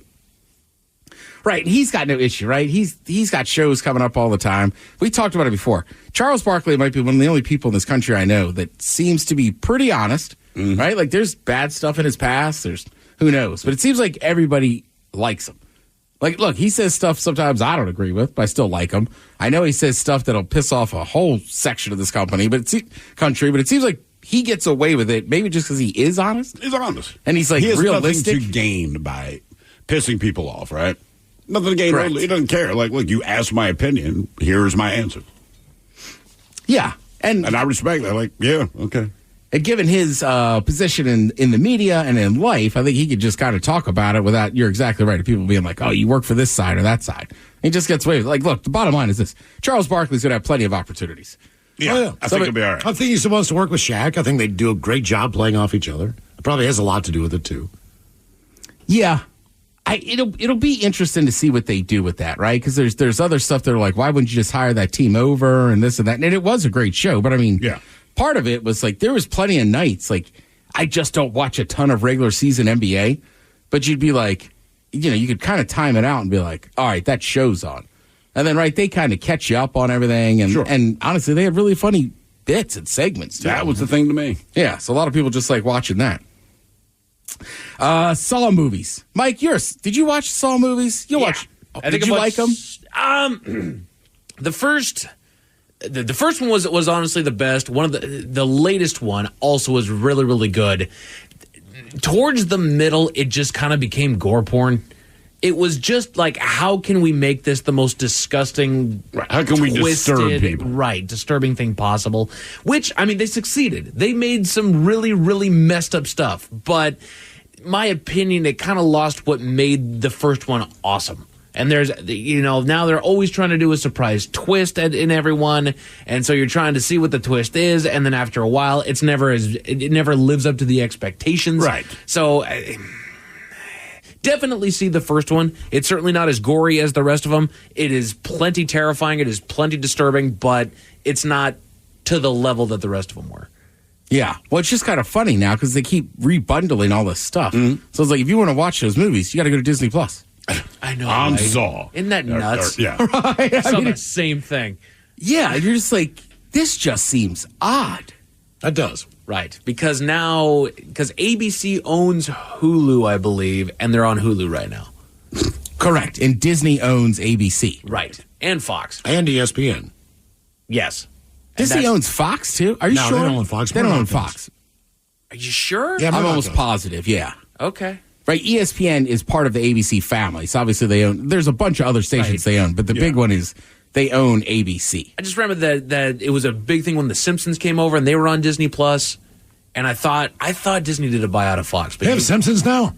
On Disney Plus, yeah. Yeah, get out of here. Yeah. All right. Yes, I'd have to do some research on this, but also I'm not positive Fox has their own streaming platform. I don't think. And then Disney, right? Because Disney Plus got bundled in with somebody else. Maybe those other ones were already on the other service, and they ended up on Disney Plus. I'm going to have to get back into there. They did acquire 21st Century Fox. Huh. All right, I'm dead. Miles, we're wrong. I did not know that either. Okay. As far as the production, not Fox, as far as Fox News, Fox Sports, Fox, all those other things. Just the production end of Hollywood. Yeah. That would make sense. All right. Well, sticking with The Simpsons and classic Fox cartoons, Daniel Radcliffe is a massive Simpsons fan. Okay. Yeah. He said he credits the show with his sense of humor and even his general knowledge of the world. Quote, honestly, I watch cartoons. I watch reality TV. I've never seen Breaking Bad. I've never watched Sopranos or The Wire. All sorts of the hour-long heavy stuff I just can't. I think it probably more to part stem from growing up on the Simpsons, the way that I found so many people of our generation's kids. Okay. Makes sense. I mean, they used to be all the pop culture references, et cetera, is all the Simpsons. And then every other show's got to run with it now, but they were kind of the first. Yeah, I like that he's just like, I like cartoons and reality TV. Which, at the end of the day, like, I know South Park always kind of teaches you a lesson. Yeah. Right? But, like, for me, a lot of cartoons and reality TV is just kind of mindless stuff that you could put on. Yeah, exactly. Yeah. Right? Like, I know a lot of people that really enjoy Love Island. Mm-hmm. But I think people also, you know what you're watching there when you watch Love Island. Yeah, it's trash TV. Right. That's one of those, I just want to unwind and watch whatever. Yeah. I want to not think about what's going on right now. Yeah, that would be a show to do for it. I want to watch people whose problems are so small compared to the rest of the world that I can just enjoy it. Right, and with sports, when it's your team, like, you got to be kind of conscious not to get too emotionally involved. Some people get way too emotionally involved. But also, I like NFL, I like college football. I'll watch random games. I mean, I can't tell you how excited I was watching the second half of Georgia Tech and Florida State. Just because, same thing, like, I'm like, oh, it's Saturday morning. I don't have much going on. And I worked, you know what I mean? I was like, this is kind of mindless. It's entertainment. Mm-hmm. Right. I can just make fun of another team's kicker or something. Right? Well, not that Saturday. Right. And I get it. There's also, there's great stuff all there, too. You could learn stuff from TV if you watch documentaries or watch 60 Minutes like our parents did or this or that. I mean, hell, I still watch 60 Minutes. But, yeah, some stuff, sometimes you just turn on the tube. You just want to kind of veg out. You don't want to know what's going on. All right, 2 things for you tonight. I don't know why I forget every Tuesday to remind people. If you're still, I still watch Deadliest Catch. New episode on tonight. You can check that out. And then if you want to get behind the scenes on football over on HBO and streaming on Max, you will have the latest episode of Hard Knocks with the Chicago Bears. If you already dislike the Bears, I wouldn't watch it, but it's pretty good. Okay. Thank you, Ted. We appreciate it. You're listening to The Men's Room. Hey, I'm Andy. If you don't know me, it's probably because I'm not famous. But I did start a men's grooming company called Harry's. The idea for Harry's came out of a frustrating experience I had buying razor blades. Most brands were overpriced, overdesigned, and out of touch. At Harry's, our approach is simple. Here's our secret. We make sharp, durable blades and sell them at honest prices for as low as $2 each. We care about quality so much that we do some crazy things, like buy a world-class German blade factory. Obsessing over every detail means we're confident in offering a 100% quality guarantee. Millions of guys have already made the switch to Harry's, so thank you if you're one of them. And if you're not, we hope you give us a try with this special offer. Get a Harry's starter set with a 5-blade razor, weighted handle, shave gel, and a travel cover, all for just $3 plus free shipping. Just go to harrys.com and enter code STYLE at checkout. That's harrys.com, code STYLE. Enjoy. Do you feel like you're going through life clouded by doubt? Talk to California Psychics. Our trusted and accurate psychics are available 24/7. And we guarantee, if it's not life-changing, it's free. Download the app or connect with us at californiapsychics.com. Right now, new customers get 80% off their first reading. Experience the joy of certainty. California Psychics. Listen as Selenia tells us why she chose to vaccinate her daughter. I definitely felt like the pros far outweighed the cons. The diseases that I am protecting my child against, they're still here. And at the end of the day, it's my job as a mother to keep my child safe. Talk to your child's doctor and learn more at whyvaccines.com. Brought to you by Merck. Coastal Farm and Ranch, we're just what the country needs. These deals are working hard to save you money. From August 28th through September 3rd, save 15% off Balin stock tanks, $200 off Black Diamond log splitters, and find big discounts on shoes for the family. Coastal Farm and Ranch, we're just what the country needs. Make the most of your Labor Day weekend with Coastal. The men's room returns with Miles and Thrill. Now, let's see what's happening in the real world. All right, here we go. Somewhat bizarre as a man tries to poison his wife so he could run off with her daughter. Yeah. Meanwhile, a naked neighbor interrupts a birthday party. If only hotter. Officer relieves himself on duty at a Kenny Chesney show. Minor league team introduces new bat dog that really had to go. And a bottle sets a record for the world's oldest 328-year-old cognac. It is time for your headlines. Now, it's time to hit the headlines. Here's my car. Top story, we go to Indiana for a rather messed up story. This one is beyond messed up. An investigation was launched after a woman repeatedly ended up in the hospital with unexplained headaches, drowsiness, diarrhea, and more, having tested positive for illicit substances on multiple occasions, though sternly denying that she had ever taken any of those drugs. The investigation led them to her husband, and a sinister plot was unraveled. Turns out that he was indeed the one slipping cocaine, MDMA, and other substances into her cokes, but the story doesn't stop there. Turns out that he was having intimate relations with the wife's daughter from another marriage, repeatedly having sex with her and a friend who would drug the woman unconscious to have their fun, with the friend stealing valuables during their sessions. Eventually, it was decided that removing the wife from the picture was a good move, and the dosages were upped, fortunately to no avail. He's been arrested and is facing some serious charges, and the other two have not faced any charges just yet. However, they're putting something together. I'm sure that they will get it talking. Did you see the guy's mugshot? I did. Everything about this story is awful. Yeah, it is. I mean, I read that thing last night. I'm like, my God. And you left out details no one needs to hear. Right. So that's... Yeah.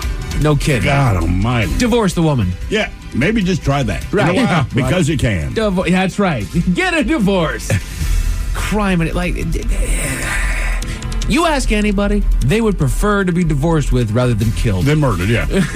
You know what? If you want my daughter who wants me dead too, I'll just step away from the situation. It's messed up. I'll need therapy, but I want to be alive. Better than being poisoned. Criminy, man. And the fact that it was cocaine, it was MDMA, it was horrible everything stuff. You get to say, and the daughter was supplying it. Yes. Oh. Yeah, the daughter was supplying her stepdad with all the drugs put into her mom's drinks to try to kill her ass. And then she would get dopey and drowsy and sleep for like 13 hours. And then those 13 hours, the daughter and her friend would then like steal jewelry and crap. Right. This went on for like a year and a half. And then 2 they'd years knock or something. boots, and then he'd pay the friend for her services. Oh, yeah. Ayo. Yeah, it's a whole thing. Beyond foul, man. Beyond foul. In other news to Rhode Island, where an off-duty officer managed to ruin a fun concert. While attending the Kenny Chesney concert at Gillette Stadium, one woman's experience took a turn for the worse when she suddenly felt something wet hitting her leg. She turned around to find our off-duty officer had his shorts unzipped, his member exposed, and was urinating on the woman's boots.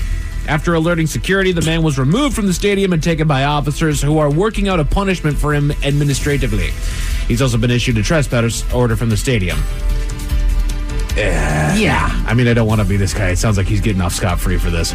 He is. He is. We'll take care of it on our end. What the hell are you doing, Bob? Do not pee on people's shoes. I don't care how freaking drunk you are at a Kenny Chesney concert, dude. Everybody's drunk at a Kenny Chesney everybody concert. there is drunk. We had a great time. We didn't pee on people. Jeez. People get loose at Chesney, man. Yeah, they do. That's a fun show. Yeah, people get real loose. I'm just like, damn. Right. Peeing on somebody, man. Yeah, I mean, I'm trying to think, like, I've seen some of my friends really hammered, where they started pee in a closet, something at their house, like, but not on people. Not on people at a stadium. It's like, dude, that's long-term drunk. That's not concert time long-term. That's you started early, and you laid down a foundation of alcohol, in my opinion. Yeah. You're long since disconnected there. Still, I mean, I'd put it up there with drunk guy crying, trying to light his cigarette. He was already thrown out of the Luke Combs show before Luke Combs on stage. God, he turned it up fast, dude. Yeah. That was bad. They kicked me out of my favoritist concert. He used the word favoritist. He was struggling. He was doing a bad. You got to keep in mind, though. I mean, like there's still one of the opening acts on stage. And he's already sun's still shining. And he's just like, threw me out. I was like, wow, I can kind of tell why. Right. Buddy. I wonder if he listens to the show. I don't know. I feel bad, dude. You were looking bad. Down to Florida, where a future of a bat dog for a minor league baseball team is no longer in question. In a video that's now going viral, we see a debut of the team's new bat dog, who, after an at-bat, sprints onto the field toward the bat that she's supposed to retrieve, before darting directly to the opposing team's dugout. She spends a quick moment there before getting a case of the zoomies and charges the infield, where she then proceeds to squat right next to the pitcher's mound and lay out a mound of her own. Yeah. The crowd cheers and laughs at the pop before the crew right? Everybody's like, oh my God, we're mortified. Like, we're not. It's funny. If I went up there and did that, would they cheer for me? No. He just ran out on the field, took a dump next to the pitcher, and ran off. Well, it'd be tough to get out there and have enough time to even get your pants down. I've had moments. Yeah, no kidding. I've had those moments. You'd have to be pre-charged by the time you're running out. I'm running full tilt. They say that while a few hiccups were expected, this one was on the one on this level was not. But in spite of it, she does not need to fear for her job. And just in case those stories left a bad taste in your mouth, thankfully there's good news. Wild story out of Boston as history has. Wait a minute, sorry. We're lovers of alcohol in this room. My bad. Yes, we are. And we just found one for the books. The record for the world's oldest cognac has just been broken. The previous record was set by a bottle that was made all the way back in 1762 and was auctioned off at Sotheby's for an impressive $146,000 back in 2020, making it still the oldest bottle sold at auction. But now, another bottle has been unearthed by a collector in the Netherlands, a Jules Robin cognac that was bottled back in 1696, a 328-year-old bottle that has just taken the title of oldest cognac. I don't understand how you keep it that long. I don't understand why you would. I had cognac. It's like, bro, this will be consumed before I die. Well, after a while, you do gotta let it sit there, man. It becomes a conversation piece. I would think that it would turn syrupy or something. Like I just would never drink or put anything in my mouth that old. I would. You wouldn't do it, Miles. I wouldn't do it. If I brought in a 328-year-old cognac, you're not I taking would let you guys drink it first, and then I would see what happens a half hour later. Because I might be doing a solo show while you guys have all 3 stalls occupied. I just don't know what it could do. Might have a disease from back there. Hell, I could get smallpox. I'd say you catch the whiff of that cognac before you jump in with us. I don't know, just black plague. Something's going to hit me. I don't know. Well, it's sealed. Right. I know, but still. So's an MRI or E. I'm trying it. Hell yeah. I'm trying. in. I'm throwing caution to the wind. I might go blind. I'm going to try Would you drink a can of Rainier from, I don't know, 1971? We'll talk about that one now. No, it's different. It's different, though. Okay. Because, like, one's liquor. So, like, you could use it to sterilize this and that. I'm trying this old-ass cognac. I am. Yeah. Hell yeah. I mean, you know me, I'll drink anything, but... I was like, you're never going to try it. I'm drawing the line there, man. Where's the age there, Miles? Exactly. 100-year-old cognac? I'll just have this Listerine. You guys go ahead. Drinking the hand sanitizer. Yeah, right now. World of sports, wild story out of Boston as history has just been made. I don't know if you guys saw this, but we rewind back to June of this year when a game between the Red Sox and the Blue Jays was suspended due to rain that had quickly moved in during the at-bat of one Danny Jansen, the catcher for Toronto. Now, 2 months later, that game has officially resumed. But in that span of time, Danny had actually been traded over to the Red Sox, who they are playing. To the Blue Jays. Did I get that backwards? Yeah, Reds. Are you sure? Yeah, and he came, so he was catching either for the Blue Jays or either way, he ended up playing for the other team on the second game. Exactly. For that same game, making him the first player in history to play for both teams in the same game. That's kind of cool. He even caught his own strikeout because they resumed on his at-bat. Exactly. And it was a strikeout. He was a catcher. That's wild. That is crazy. Isn't that nuts? The Mariners started the series right with a 5-1 victory over the Rays. Game 2 starts tonight at 6:40 over en route with Logan Gilbert starting out on the mound. In the world of the Seahawks, the 53-man roster has officially been set. A handful of people have been let go.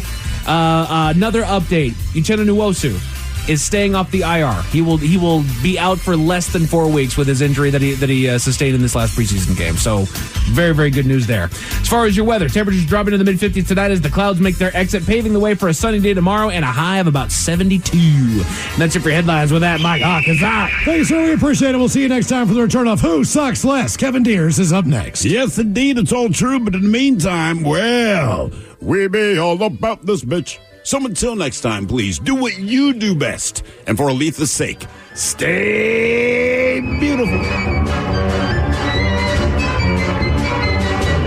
The Men's Room has been taped before a live studio audience. Wardrobe and makeup provided by Mantastic Limited. This has been a presentation of the Men's Room Radio Network. Oh, man! A Double Flush production. This episode is brought to you by Progressive Insurance. Whether you love true crime or comedy, celebrity interviews or news, you call the shots on what's in your podcast queue. And guess what? Now you can call them on your auto insurance too with the Name Your Price tool from Progressive. It works just the way it sounds. You tell Progressive how much you want to pay for car insurance, and they'll show you coverage options that fit your budget. Get your quote today at Progressive.com to join the over 28 million drivers who trust Progressive. Progressive Casualty Insurance Company and Affiliates. Price and coverage match limited by state law. What kind of programs does this school have? How are the test scores? How many kids do a classroom? Homes.com knows these are all things you ask when you're home shopping as a parent. That's why each listing on Homes.com includes extensive reports on local schools, including photos, parent reviews, test scores, student-teacher ratio, school rankings, and more. The information is from multiple trusted sources and curated by Homes.com's dedicated in-house research team. It's all so you can make the right decision for your family. Homes.com. We've done your homework. It's Gun Storage Check Week and National Suicide Prevention Month. Securely storing your firearms can help prevent suicide. Use lockboxes, safes, and locks to deter unwanted access. Learn more at gunstoragecheck.org and enter to win a gun safe. That's gunstoragecheck.org. If you or someone you know is struggling, call 988, the Suicide and Crisis Lifeline. Brought to you by NSSF, the Firearm Industry Trade Association. Here in America, work is in trouble. We've offshored our manufacturing, sent away good jobs, and lost so much ability to make things. American Giant is pushing back against that tide. They make high-quality clothing for a summer wardrobe you'll love, all made right here in the USA. Support America's workers and get 20% off your first order at American-Giant.com with code STAPLE20. That's 20% off your first order at American-Giant.com, code STAPLE20.